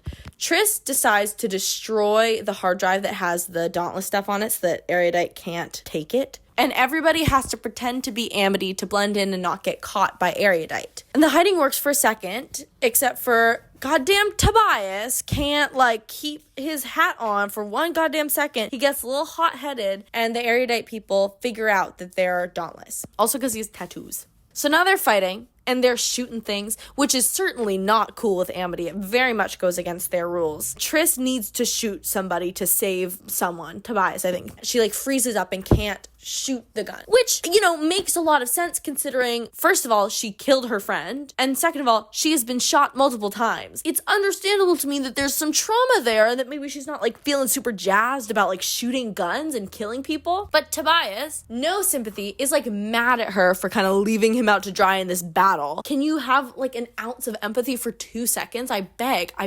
plead. Because of this big fight, like the shootout between erudite and the Dauntless crowd, Tobias, Triss, and that whole crew have to leave Amity. There's this woman, her name is Susan. She's introduced at the very beginning of the first book, and like Caleb kind of has a crush on her, and she was originally Abnegation, and so she kind of joins the crew for now. This group gets onto the train. They're heading to the city to find somewhere to hide. And on the train, there's a bunch of armed, factionless people. One of them is Edward. Remember Edward, our best friend who got stabbed in the eyeball and him and his girlfriend Marlene decided to quit Dauntless because it was just too much for them? Super fair. He's there. The factionless people are about to attack them. Triss is like, remember me, Edward? Like, I helped you. And he's like, you maybe, but the others, not so much. And then Tobias steps forward and he goes, my name is Tobias Eaton. And everybody is like, oh no, like, he's like super important. And so they decide not to attack them, which is highly suspicious because now why is he being all emo and mysterious? What's that about? They go to the factionless headquarters, and the leader of the factionless is Tobias's mom, Evelyn. So apparently she faked her own death to escape Marcus's abuse, and also because she was like having an affair. So Tobias has a fair amount of hatred in his heart towards his mother because she did leave him alone with his abusive father. That's a tough situation for everyone involved. He doesn't like super trust his mother. There's this map in the factionless headquarters, and it has all of the documented safe houses, and also each safe house shows the amount of divergent people that are staying there. Before the simulation attack, part of abnegation aid efforts involved testing the factionalists for a certain genetic anomaly. Sometimes that testing involved re-administering the aptitude test. Sometimes it was more complicated than that, but they explained to us that they suspected we might have the highest divergent population of any group in the city. Evelyn's big goal is kind of to take over the government and abolish factions. And Evelyn wants to use Tobias to bridge the gap between the factionalists and Dauntless because together they'd be able to overthrow erudite. Tobias goes, do you think I'm important to the Dauntless? Because I'm not. I'm just someone who isn't afraid of much. And Evelyn says, what I'm suggesting is you become important. I'm sure you can find a way if you want to. Just think about it. Evelyn drops a little bit of crazy lore about Triss's family. Essentially, Triss's dad was born erudite and her mom was born Dauntless. Evelyn goes, his parents were friends of Janine Matthews' parents before they died. Your father and Janine used to play together as children. They were like family friends. Tobias and Triss take a little adventure to the Candor headquarters, and they immediately get arrested because Tobias is being accused of crimes against humanity, and Triss is being accused of being an accomplice to the crimes of humanity. The reason that this is all happening is when Tobias was under the serum, he was operating all of the Dauntless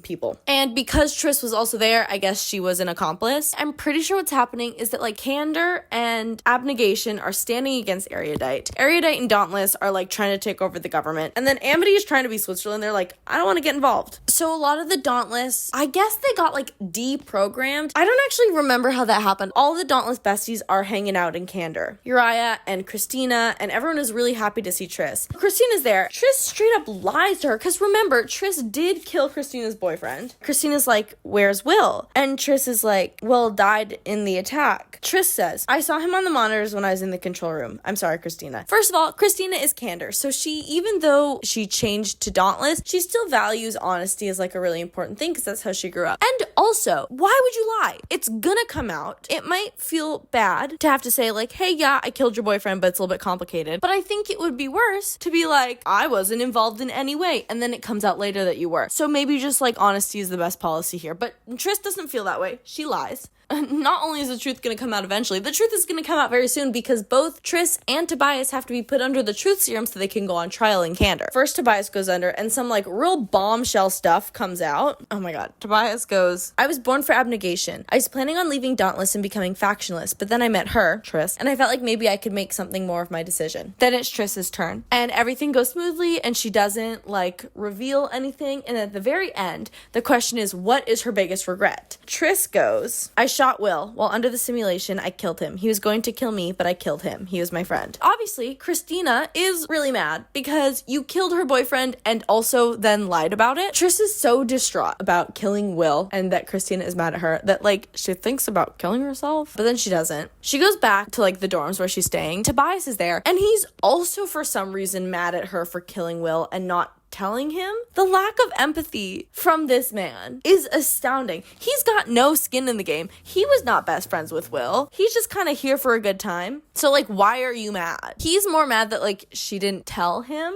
God, 4, I snap. You don't want to have to tell me everything right away, but I have to tell you everything right away. Can't you see how stupid that is? Tobias is like, if you don't trust me, I can't trust you. They're drifting apart. Dauntless and Erudite are trying to overthrow Abnegation, take over the city. It's like pretty much war. And then some Dauntless have joined Candor, but like we talked about, I don't remember how that happened. Sorry. But the complication is that the two groups of Dauntless, nobody can like tell who's on whose side. Who's like the good Dauntless and who's the mean Dauntless. Everyone's hanging around in the Candor headquarters, and then the evil Dauntless come in with like this special gas that knocks everybody out unless you're Divergent. Triss gets shot, but not with a bullet. She gets shot with like a special, like a thing. It's another fucking serum, but I'll talk about it later. Guess who's also Divergent that we learned during the like gas attack? Uriah. Not to be too controversial, but like I ship it. So Uriah goes to alert people that they have to evacuate. Triss ends up stabbing Eric like a bunch of times too, not just like once. She like stabs him a couple times and he dies. R.I.P. Rest in piss. Then Tobias and a bunch of nice Dauntless come in and help Triss, and they fight and they win. At the end of the fight, Tobias goes, Triss, you can put the knife down now.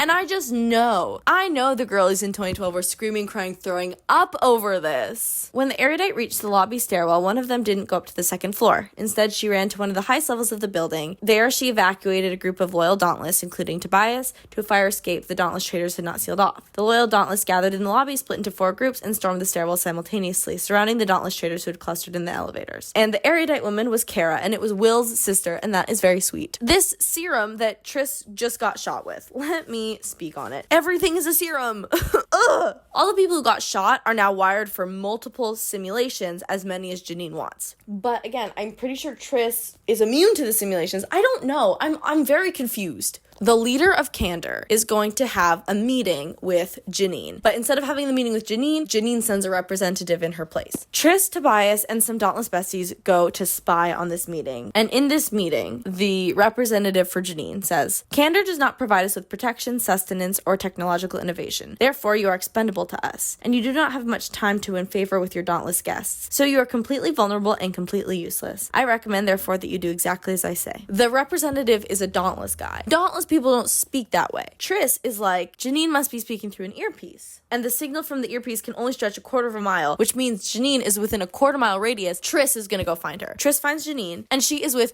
Peter, aka my nemesis. Triss is about to like attack her when she hears a scream. And Janine is like, that's one of your Dauntless friends. Like, you should probably go save her. And Triss is like, fuck, like, obviously, because I have, like, aptitude for abnegation, also, I'm gonna go save my friend instead. Basically, Shauna, one of the Dauntless besties, she's come up a bunch, but I haven't talked about her yet. She falls off a building, so Triss has to go save her, and Janine runs away. And Tobias is super mad that Triss keeps risking her life. You are not your parents. You're a 16-year-old girl who doesn't understand that the value of a sacrifice lies in its necessity, not in throwing away your life. And if you do that again, you and I are done.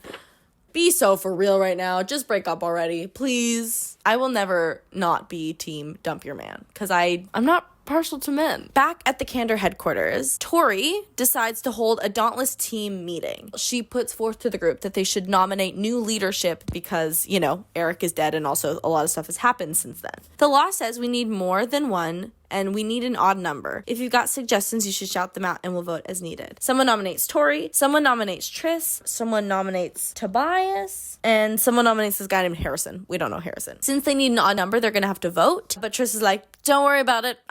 I don't accept my nomination. I'm not going to vote. So Tobias is now a leader of Dauntless. So is Tori. And so is this random guy named Harrison who we've never met before. The leader of Candor decides to say yes to the erudite terms of peace. In order to comply with these demands, I ask that everyone make their way to the gathering place to report whether or not you have an implant. The erudite have also ordered all Divergent be turned over to erudite. I do not know what the purpose. They're rounding up Divergent, turning them over to erudite. That's not cool with a lot of Dauntless. Eric, point blank, killed a child during this whole attack that happened. Turns out Triss didn't kill him. She just stabbed him a whole bunch of times. So because he killed a child, he needs to be executed. He decides that he wants Tobias to be the one to pull the trigger and kill him so that Tobias has to live with that guilt. But girl, what guilt? You killed a child. I don't think Tobias is going to feel guilty about killing you. After that, the Dauntless decide to leave Candor because they're not being very good allies. Also, the Dauntless don't need Candor because, like Janine said, Candor doesn't really offer much. Candor are like philosophers. If there was one that we had to live without, I think it would be Candor. They would be the philosophers. We just don't need people thinking that deeply right now, you know? So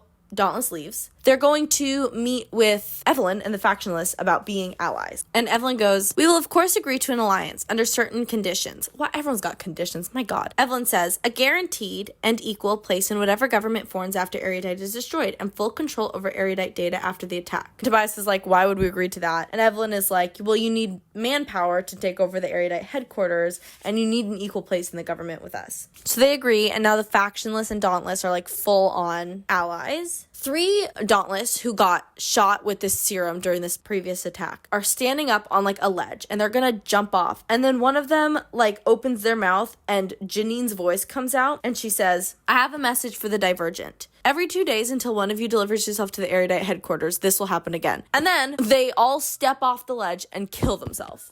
So obviously Triss is going to the erudite headquarters to turn herself in. And obviously this is very not okay with Tobias, who has famously been mad at her for risking her life needlessly. Christina forgives Triss for killing Will after seeing the 3 people under the simulation jump off the roof, because she was like, whoa, they clearly were not themselves. So she sort of gets a clearer sense of why Triss was able to kill Will. And for some reason, Triss is pissy about this. How fortunate for me that you finally got proof that I'm not a cold-blooded murderer. You know, other than my word. I mean, what reason would you have to trust that? Oh my god, she was grieving. Oh my god. Can you, again, some compassion, some kindness, perhaps, could be cool. So Tobias and Triss talk, and Triss is like, I promise you I will not go to the erudite headquarters. And Tobias is like, well, I know you're lying to me. Triss is like, I'm not important. Everyone will do just fine without me. And then Tobias goes, who cares about everyone? What about me? And then they're kissing again. Why are you kissing? The notes just say, twee girls in 2010 screaming, crying, throwing up. Tobias is like, promise me you won't go.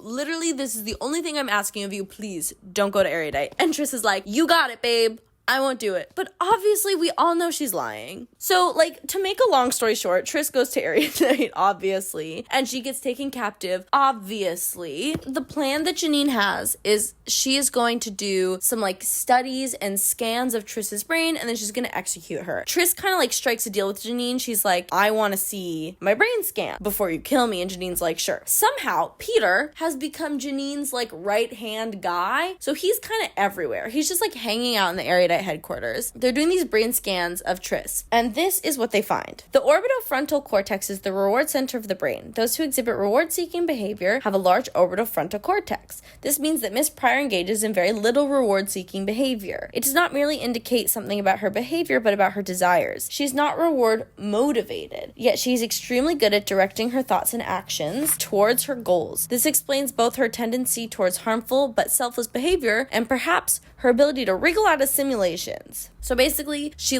is selfless and also doesn't care about consequences. That's kind of what they learn from her brain. While Peter is bringing Triss back to her holding cell before they execute her, Triss runs into Tobias. Tobias, blood trailing down the side of his face and marking his white t-shirt with red. Tobias, fellow Divergent, standing in the mouth of this furnace in which I will burn. Janine is torturing Triss, essentially. She's putting her through these simulations, and every time Triss is able to be this isn't real, so I don't care. And Janine also uses Triss as this bargaining chip to get Tobias to give her information about the factionless and the factionless, safe houses. And Triss is don't give it to her.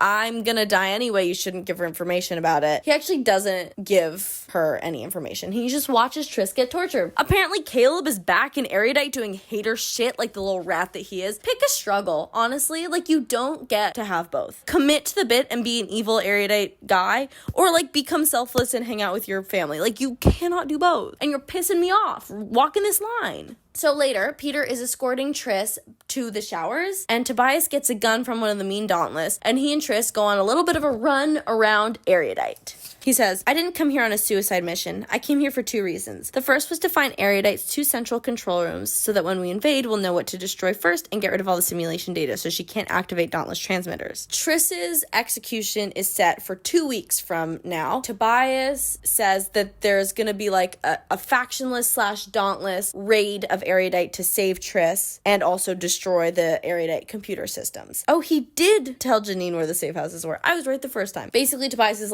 hold tight, Triss, we're coming to get you, we'll save you. Just don't do anything stupid. So they kiss, and then Tobias turns himself in to the evil Dauntless guards, and they take him away and arrest him. I don't know how he's gonna get out of this situation, but I admire the gumption. The reason why Janine is torturing Triss is because she's trying to figure out what it is about the simulations that Triss can see is not real. The simulations are so convincing, but every time Triss is I know it's not real, I don't care. And Janine cannot figure it out. Janine says, you stupid girl. You think this is about you and your abnormal brain? This is not about you. It's not about me. It's about keeping the city safe from people who intend to plunge it into hell. Girl, I am invested. What are you talking about? What's this new plot that we're getting 200 pages from the end of this book? The next day, Peter tells Triss that her execution date has been moved up. Now it is tomorrow morning. 8 a.m., baby. Rise and shine. Time to get murdered. Peter is the one to take Triss to her execution. So he ends up saving her and helping her escape, which is cool, slay. But I was again, pick a struggle. Pick a side. I don't like this waffling. To me, I would rather you commit to being a bad person than take so long to decide whether or not you're going to be a good person. Instead of injecting her with the thing that kills her, he injected her with a paralytic that made it look like she died, and then he helped her escape. But he didn't save her because he was so selfless and kind. He saved her because he felt like he owed her his life because apparently she saved him at the Amity compound. She pushed him out of the way when someone was shooting at him. When Triss and Tobias escape, I guess Tobias is also there, and so Peter's there. They go to Tobias's old abnegation house. Tobias washes Triss's feet, and he tells her that he loves her, and she says, I love you back. Listen. The rumors are true. I did go to Catholic school. It was the worst 2 years of my life. Because I went to Catholic school, I was required to read the Bible. It was a rough time. I did not love Catholic school, but I'm kind of grateful that I was required to read the Bible because, biblical symbolism shows up a lot in literature, and having, a good understanding of the Bible and biblical stories, I feel really set me up to sort of interpret texts that have biblical symbolism. The foot washing thing is really, really biblical. Basically, in the Bible, Jesus washes the feet of his disciples, and it's to show respect and humility, and that even though he was the son of God, he's still a cool, chill, down to earth. These are Christian books. I think that the underlying thesis of these books are also deeply Christian, and I do want to draw your attention back to that picture I found on this WordPress blog of the side by side of Veronica Roth and Martin Luther, just in case we forgot. Anyway, the whole crew is back together, and by that I mean Tobias, Tris, Christina, Uriah, Peter, and Marcus. Marcus drops some lore to Tris about the timing of these attacks. A week before the simulation attack, the abnegation leaders decided it was time to reveal the information in the file to everyone in the city. The day we intended to reveal it was approximately 7 days after the simulation attack. Obviously, we're unable to do so. Basically, there's a file that has like some bombshell information about it that Marcus thinks everyone in the city deserves to know. Erudite staged their attack just right before they were going to release this information. Tris and Marcus are kind of cavorting. They're kind of in cahoots. And then Evelyn and Tobias are like on their main plan to like overthrow Erudite. So Evelyn tells the group the Erudite attack plan. Everyone who got shot with that serum in the first attack has to stay behind for obvious reasons. They could become weapons. And Tris is allowed to go because she's divergent and therefore immune to the serums, I suppose. But Tobias asks her not to because she's still pretty banged up from the psychological torture and attempt on her life. Tris like promises that she won't go, and she's not gonna go and do the main plan, but she is gonna go into Erudite and try to do her like subplot that she has planned with Marcus. Her and Marcus's plot is to like reveal what's happening beyond Chicago, beyond the gate, and it has to be a super secret because famously Tobias would be very mad if he knew that Tris was working with Marcus because Marcus is his abuser. So I think Christina is also in on the like Marcus Tris plan. Christina, Marcus, and Tris go to Amity to talk to the erudite sort of defectors that are taking refuge there about their plan. Joanna, the leader of Amity, asks Amity to stop being pacifists and like fight for the right side, which they decide is like the innocent erudite, the ones who did not ask to overthrow the government, I guess. This is sort of when we start getting into the interesting. I'm confused as to which the right side is, but I'm fairly certain that erudite is not it. Amity decides that no, they want to continue to not get involved, and so Joanna steps down and decides to leave Amity. Tris is at Amity. They're telling all the erudite allies their plan. The plan is like, we're gonna sneak in and put all of the data on a CD. Kara, who is Will's sister, is like, your plan is super stupid, but if you team up with us, like, we can sort of troubleshoot your plan and make it less stupid. So they're in it now. Tris, Christina, and some Dauntless, and also Kara and some of the other erudite defectors are heading to the erudite headquarters to do their like little attack and also steal the data. They're a few blocks from erudite when they see like a whole bunch of Dauntless and Candor people just like standing in 4 rows in front of us are groups of people, mostly dressed in black and white, spaced 2 feet apart, guns held up and ready. I blink and they become simulation controlled Dauntless in the abnegation sector during the simulation attack. I blink again, and they are the Candor again, though some dressed in all black do look like Dauntless. If I'm not careful, I'll lose touch, blah, blah, blah. Erudite is using Candor as, like, basically human shields. They are under simulation, and if anything, like, goes near them, they will shoot it. It doesn't matter what it is, they will shoot and kill it. So the way that they decide to sneak into the erudite headquarters is by going into an adjacent building that is abandoned and going up to, like, a really high floor and then getting a ladder and like setting it across the 2 windows and then like crawling across this ladder. That sounds so sketchy. Like, no thank you. I would rather get shot. The thing is though, is that like the first person to go across the ladder and the last person to go across the ladder have the most dangerous job because no one's going to be holding it on either side. So obviously Tris volunteers to go first. So she goes across and she almost fucking dies. Like she literally almost falls off the ladder. She makes it across safely. And then one of the next people to go is this erudite kid named Fernando. He wears glasses. Actually so sad. R.I.P. Fernando. But his glasses fall off of his face while he is crossing the ladder. And the Candor people beneath him, when they see that, they like shoot him and kill him. And as a glasses wearer whose glasses do not fit on her face very well and constantly fall off, this is a real fear of mine. Like, what if my glasses fall off and then I get killed because of it? I got shot and killed by some randos who are just programmed to shoot me. It could happen. So Tris and Marcus are sneaking around the erudite headquarters. It's a maze and it's like riddles and stuff. And they get to these 2 doors and like between either door could be where they're trying to get to with all the information. Instead of like trying to figure out the riddle that it is, they're just like, well, Marcus will go through this door and Tris will go through the other door. Tris goes through the second door. When she goes through the door, she hears Beatrice Pryor, 2nd generation, faction of origin, abnegation, selected faction, Dauntless, confirmed Divergent, status, intruder. What the heck does 2nd generation mean? Nobody knows. It's a mystery. So she goes through and she enters into this corridor, and obviously this corridor has another fucking serum in it. It's got a death serum that like, no, it's a hallucination hallucination serum. That's what it is. So many serums, I can't keep them straight. So there's a hallucination serum. And then also, if she doesn't get through in 5 minutes, poison will come out and she'll die. She hallucinates herself. She has to fight herself to get to the door. She shoots the simulation of herself, or perhaps she shoots Will. In the book, it's a little unclear. I can't tell if she like shoots herself and it turns into Will because that's what like her brain decides will be the hardest thing to get through, or if she just like has sort of a PTSD flashback where she shoots herself, not like herself, but like the simulation of herself, and her brain is like, oh, it's just like when I shot Will. I'm not sure. She shoots something and she gets through the door. And when she's about to open the door, someone's beat her there, and it's Tori. Basically, Tori's tragic backstory is that her brother was killed because he was Divergent. Tori, to get revenge, decides to kill Janine, which is very bad because Janine is the only one who has the information that everyone is looking for.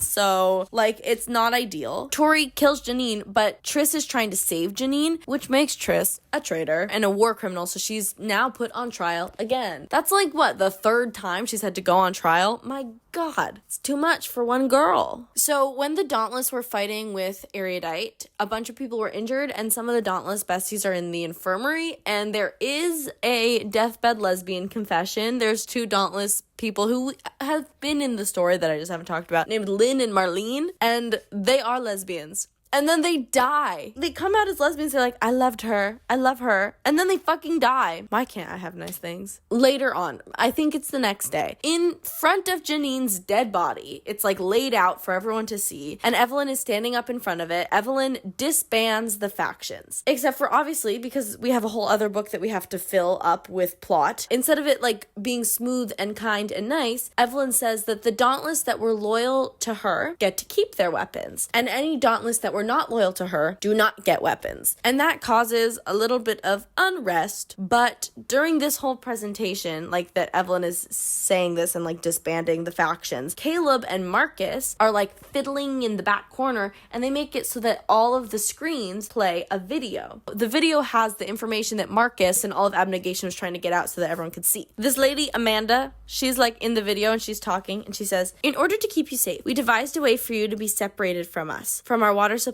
from our technology, from our societal structure. We have formed your society in a particular way in the hope that you will rediscover the moral sense most of us have lost. Over time, we hope that you will begin to change as most of us cannot. The reason I am leaving this footage for you is so that you will know when it is time to help us. You'll know that it is time when there are many among you whose minds appear to be more flexible than others. The name you should give these people is Divergent. Only once they become abundant among you, your leaders should give the command for Amity to unlock the gate forever so that you may emerge from your isolation. And then she goes, my name will be Edith Pryor, and there is much I am happy to forget. Pryor? That's Triss's last name. That's Triss's great-grandma, or great-great-great-grandma. And that's the end of the book. And I'm angry, and let me tell you why. The first 2 books are pretty good. The plot makes sense. I understand what we're working towards. And then we enter into the 3rd book, and it all goes so completely off the rails. Like, I hate it. Like, we spend the first 2 books in a society that we're, like, told to care about. For the last book, instead of, like, fixing the problems that we have, in the 3rd book, we go somewhere else. And we never go back to Chicago. And I'm so angry about it. I'm like actually livid, and there are not words. The worst thing is that it was bad and boring. Anyway, it's 8 p.m. I've been talking about this since 1 p.m. So I'm gonna resume this tomorrow morning. I will see you tomorrow morning to talk about the 3rd and worst installment of the Divergent series. Good night. Hey, good morning. It's the next day, to absolutely nobody's shock and awe. I think I'm getting sick again. So if I'm talking a little bit weird, it's because I feel my tonsils in my mouth as we speak. Like I said in my Goodreads review, as soon as I opened this book and saw that it was dual POV, I knew I was in for some fuck shit behavior, and I was right. We know this about me. In general, I am pretty anti-dual POV unless it's done really well and really with a purpose. But also, I've spent the first 2 books, the first 1,000 pages of this world in one person's brain. And then for the last book, you're like, and now it's time to switch that up. Don't switch it up. Triss is in her cell, because remember, she's a traitor for trying to save Janine. Tobias is now Evelyn's, like, right-hand guy. So there's, like, some tension between him and Triss, because, like, they're kind of fighting for different things. Triss has to go on trial. She has to get truth serumed because she was a traitor. I'm not a traitor, I say. At the time, I believed that Marcus was working under dauntless, factionless orders. Since I couldn't join the fight as a soldier, I was happy to help with something else. But the problem is that, like, people don't super believe her because she's able to be immune to some of the serums. So, like, they don't know if she's telling the truth or not, even though she's under the truth serum. Which is why the serum stuff is stupid.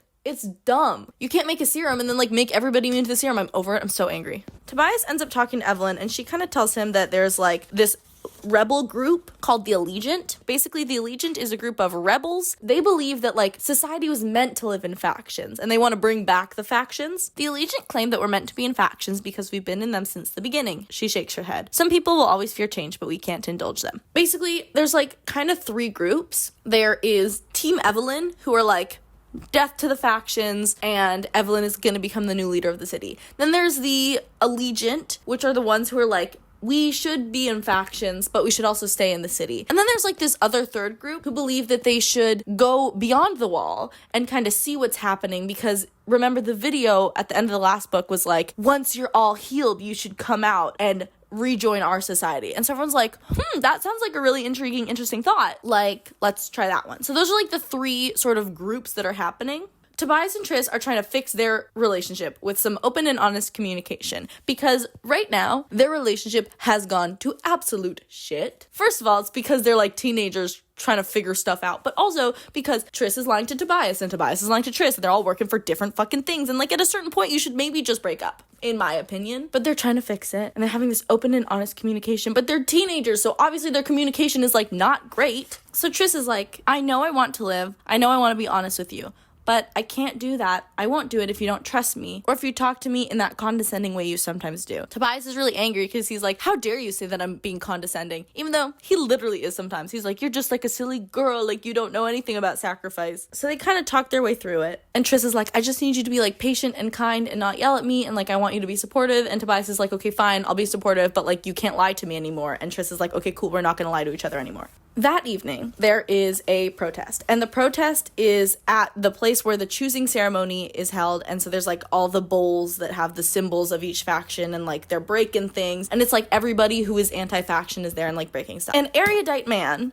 gets literally trampled to death at this protest. That is my biggest fear. I hate big crowds. He got literally trampled. Obviously, like, going from factions to no factions is a big adjustment. And let me talk about why that's not a good thing in the context of this book. This book is bad because it makes, like, kind of no sense in the context of the world. The previous two books are about, like, making a choice and choosing to be a certain way and, like, sort of, like, having the freedom to choose. And then in this third book, literally Tris says, she's talking about Evelyn, she goes, she wanted us to have more than 5 choices. Now we have none. I know for sure then that I can't be her ally, and I never could have been. Like, I understand that we wanted this to be a trilogy. This third book is such a departure from every part of the plot of the first 2 books that it literally, like, it makes no sense. A problem has been set up. There's factions. People don't fit in neatly to factions sometimes, and so we need to fix that. We need to destroy the factions. That makes sense. That's, like, a coherent, cohesive plot. So you would think that the resolution to that is, like, destroy the factions and then, like, everyone lives happily ever after. Like, it's a bit reductive, but it makes sense. People aren't having a good time with no factions.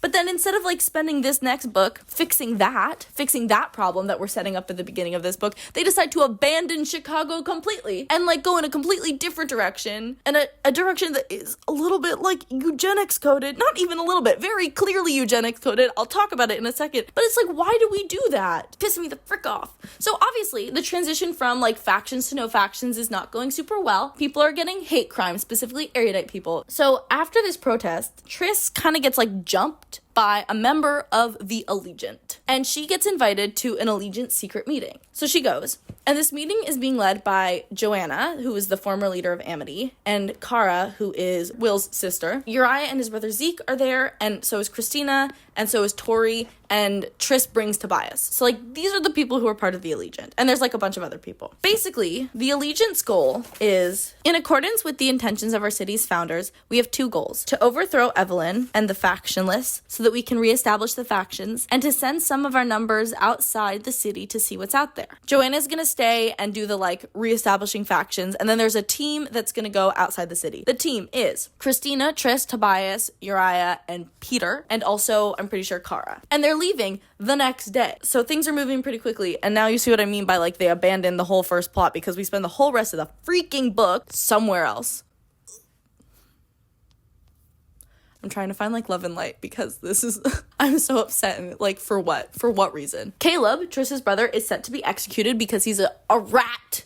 He is a rat, and I hate him. But, like, Triss asks Tobias to try to save Caleb from execution because that's her brother, and, like, that's her only living family member left, so it makes sense. She's like, I don't want him to die. So fair, so true. So Triss and Tobias break Caleb out, and he comes with them out of the city. So if you're keeping track, we've got Triss, Tobias, Kara, Peter, Caleb, Uriah, and Tori, and Christina. They take the train out of the city, and they have to, so when they get to the sort of, like, edge, they have to split up because they're looking for, like, an Amity vehicle that has been abandoned. Apparently there's, like, lots of vehicles that are just kind of hanging out there, and they're gonna, like, jump one and use it to go wherever they're going. And while they're looking for this vehicle, Tori gets shot and killed, and Triss also gets shot, but not killed. I also think, maybe not Triss, I think Tobias got shot. Either Triss or Tobias gets shot, and Tori gets shot and killed. Like, I can't keep track of who's who. It's Triss. Triss is there. Triss gets shot at.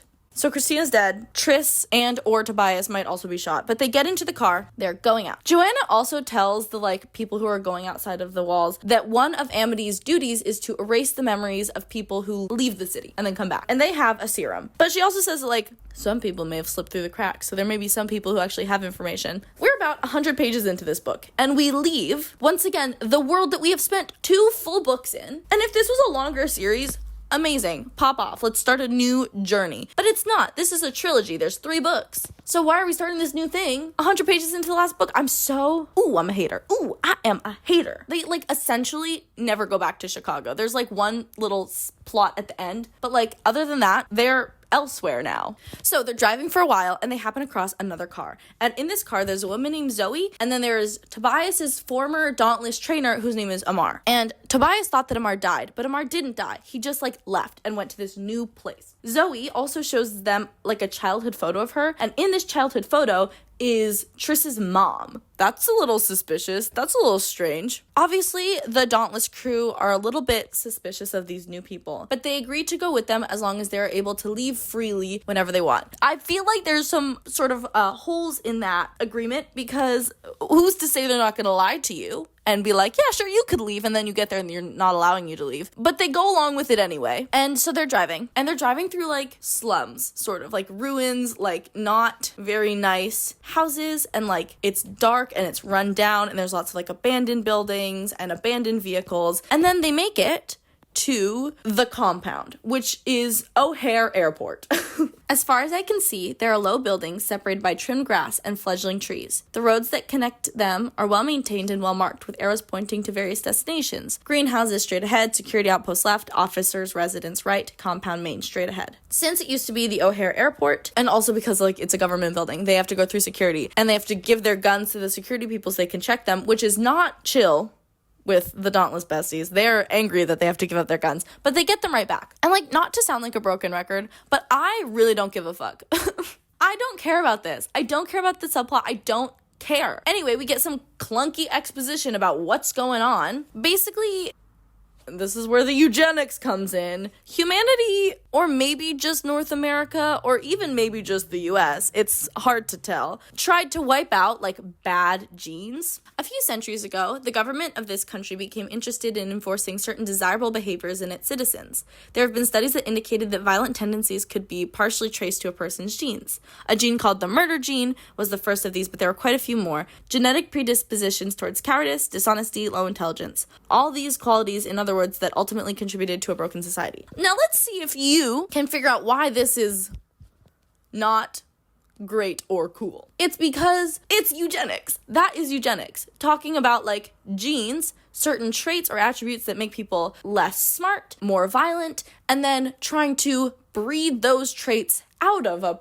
society. Congratulations, you made it, you found eugenics. That's crazy. So this society decided that they were going to, like, start these experiments. The people who had the genes that like made you bad were called genetically damaged. And they put all these genetically damaged people into like test cities, tried to see how many generations it took for people who were genetically pure to come out of them. They called for genetically damaged individuals to come forward so that the Bureau could alter their genes. The Bureau then placed them in secure environments to settle for the long haul, equipped with basic versions of the serums to help them control their society. They would wait for the passage of time, for the generations to pass, for each one to produce more genetically healed humans, or as you currently know them, Divergent. Okay, cool. So cool. So, like, Divergent are genetically pure, and everyone else is genetically damaged and have predispositions for, like, violence. Cool. No, that's so cool and chill, and I'm having a great time reading about this. The genetically damaged and genetically pure thing is kind of weird and gross. I found this article. It is my new favorite journal, and it's called Race in Young Adult Speculative Fiction. It is so good. I found an article in my Cinder video. There was an article about Divergent and about specifically the third book and the way it, like, the genetically damaged people are disabled and how they basically came to eugenics. Let's freaking talk about it. In other words, the parameters of desirable behaviors are likely to be governed by the ideals that prohibit anomalous bodies from fully accessing the national ideal. This formation of undesirable behaviors is judged largely based on having an undesirable background, so undoubtedly these ideals would be duly racist and ableist conceptions of desire. Essentially, this book is set in Chicago in the future. So the same problem that a lot of dystopian or utopian books have is that they are set in a society that has already a history of colonialism and racism and ableism and, yes, eugenics, and so they are inextricably linked. You cannot make a post-racialized society like I think Veronica Roth was trying to attempt in this book, and then also like superimpose your own version of racism or ableism into the book and like expect it to all be fine. Especially when you make your main character a like white, able-bodied, sort of pure, idyllic person, an idyllic character. This is a quote in this journal, but it's from Mary J. Kuzelis. Narratives where authors pretend racial tensions have been eliminated in the future risk trivializing contemporary encounters teens have with prejudice. These novels perpetuate the hegemonic status quo of pretending race doesn't matter, privileging the dominant race. She said it way better than I ever could have. Triss's whiteness cannot be removed from the context of the book. Roth's narrative ultimately legitimizes and valorizes the government's racist, ableist image of a desirable citizen, a white, genetically able-bodied blonde person. They talk about Triss's mother and how she is like described as being blonde and able-bodied. By making several of Triss's friends people of color, Roth attempts to create a world in which contemporary racism has seemingly been eradicated. However, valorizing Triss and her mother suggests that whiteness, especially as it pertains to able-bodied purity, is to achieve the martyrdom that Roth positions as necessary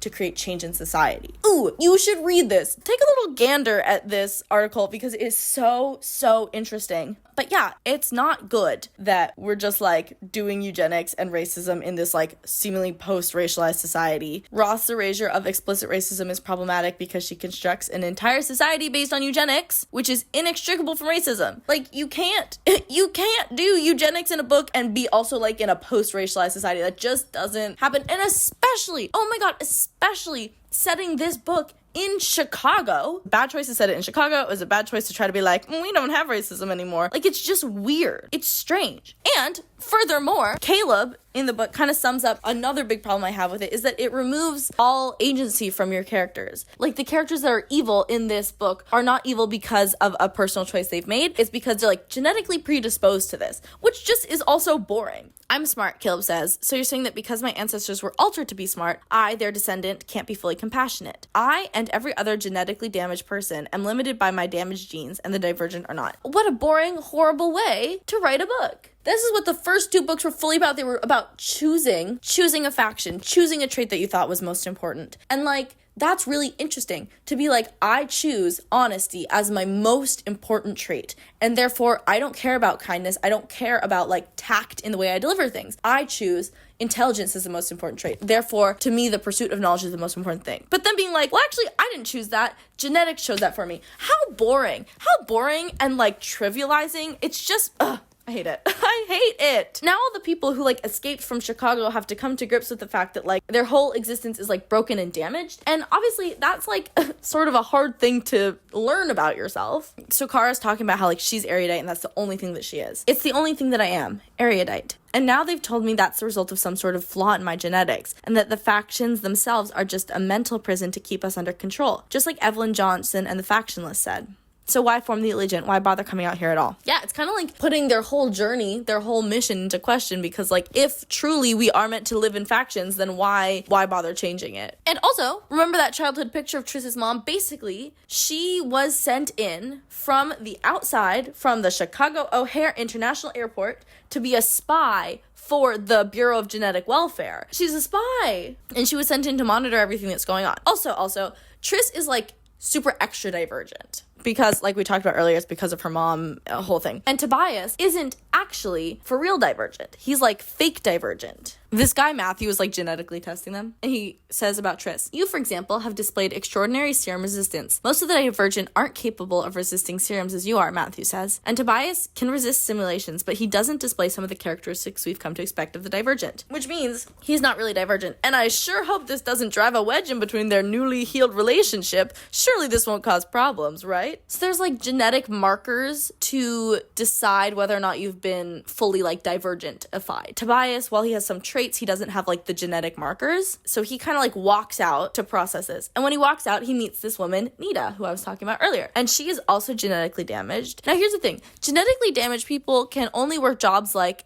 support staff or cleaning. So Nita is like a lab technician, but she's not allowed to be an actual scientist. Which again, you make like one of the only characters in this series who is like canonically a person of color, and then you're gonna make them like support staff and cleaning people. Have a critical thought for 1 second, I beg. Oh my god. So Nita invites Tobias to a secret meeting that Triss is not allowed to go to, and it's like a meeting of genetically damaged people. At this meeting, she explains a little bit more about like what it means to be genetically damaged and like why she cares. This made me chuckle. So at this meeting, Tobias is like, this is ridiculous. Why do you or they or anyone get to determine my limits? And Nita goes, it's just the way things are, Tobias. It's just genetic, nothing more. Now, I don't know if any of us have watched Repo, a genetic opera. If you haven't, you should right now. There's this one song called Infected. And as I was reading this, I could not stop laughing because I could not stop thinking about that song. And it's like, it's not Avril Lavigne, but it really, really, really wants to be Avril Lavigne. And she's like, I'm infected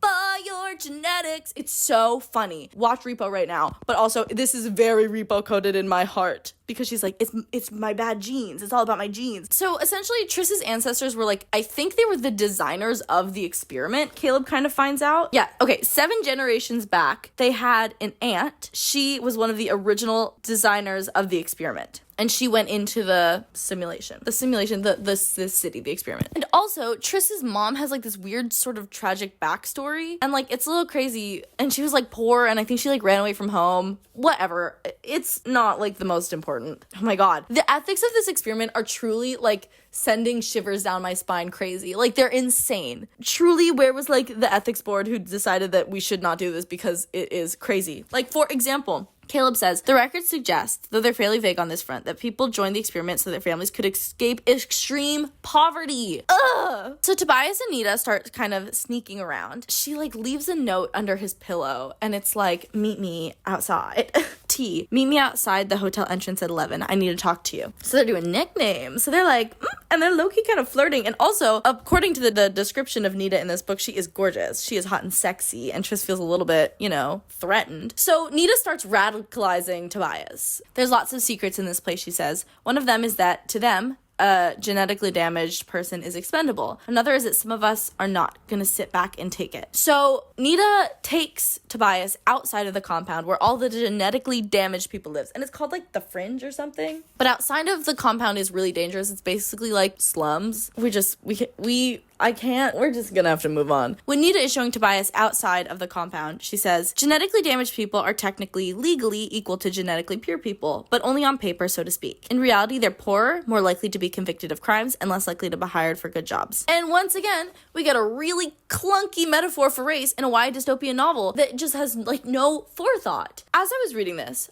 I was really thinking that like maybe the conclusion to this was going to be that, and I was naive to hope this. I was a little stupid to think this is where we were going. I was sort of thinking that the conclusion of this sort of story was going to be that, like, genetically damaged people and genetically pure people are not actually genetically that different. And it is more about, like, the systemic issues around the way that genetically damaged people, which is an allegory for people of color, are, like, forced into poverty and lower paying jobs, and they're seen as more violent, that it, like, becomes true. It becomes like a self-fulfilling prophecy. That's actually not how this story ends. Spoiler alert. Actually, the ending is so stupid. Ugh.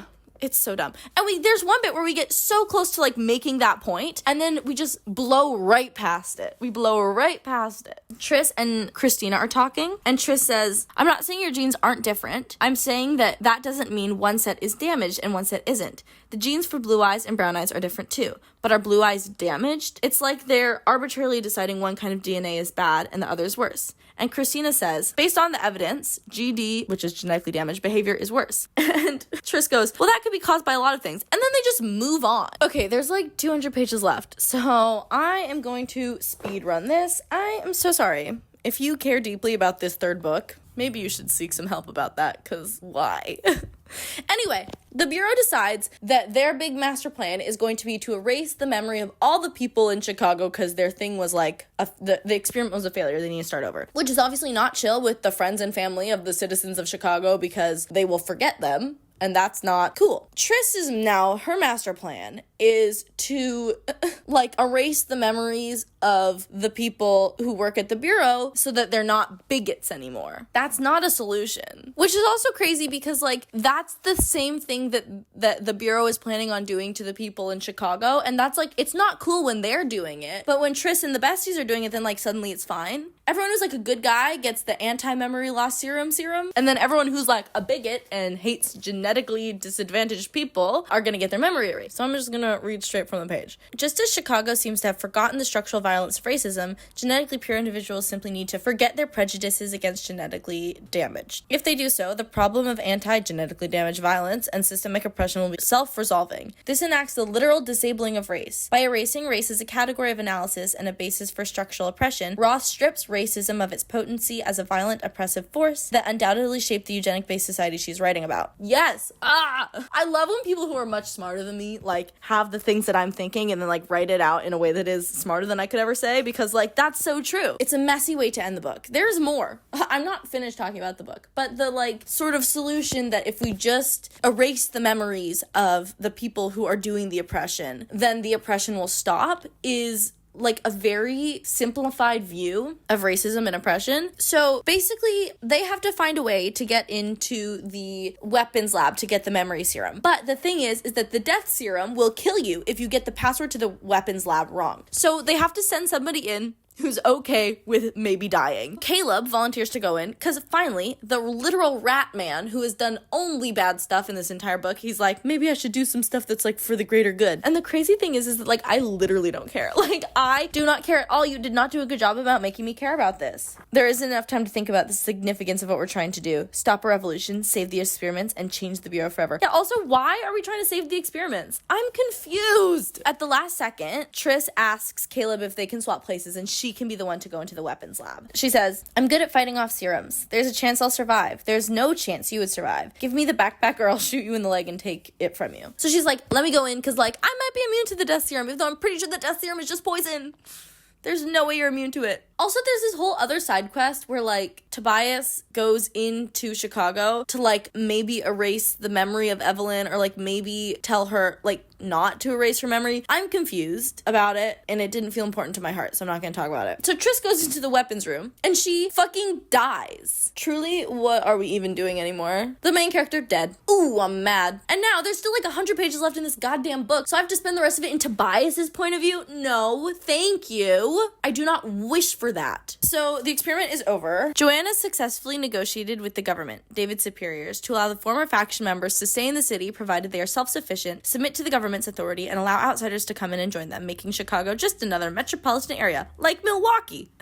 The Bureau, once in charge of the experiment, will now keep order in the Chicago city limits. So, like, they all lived happily ever after, except for Tris, who's freaking dead. Also, we get, like, a sassy little sprinkling of ableism at the end of the book, because why the hell not? We got racism, we got eugenics, let's do some ableism for fun. 1, 2. There's like this epilogue that's 2.5 years later. There's this character named Shauna. I didn't really talk about her, but if you remember all the way in the second book when she fell off the roof and Tris had to go save her instead of attacking Janine. I don't know if you recall that. But basically, Shauna didn't die. She just like was paralyzed or severely injured and became wheelchair bound. And in this epilogue, they give her like crazy robot leg braces that make her walk again because God forbid someone is just disabled. Like truly, like we can't have a disabled person because that's not living happily ever after. Shut up. My God. Unnecessary. So yeah, everyone lived happily ever after is for Tris because she's fucking dead. The end. Final thoughts.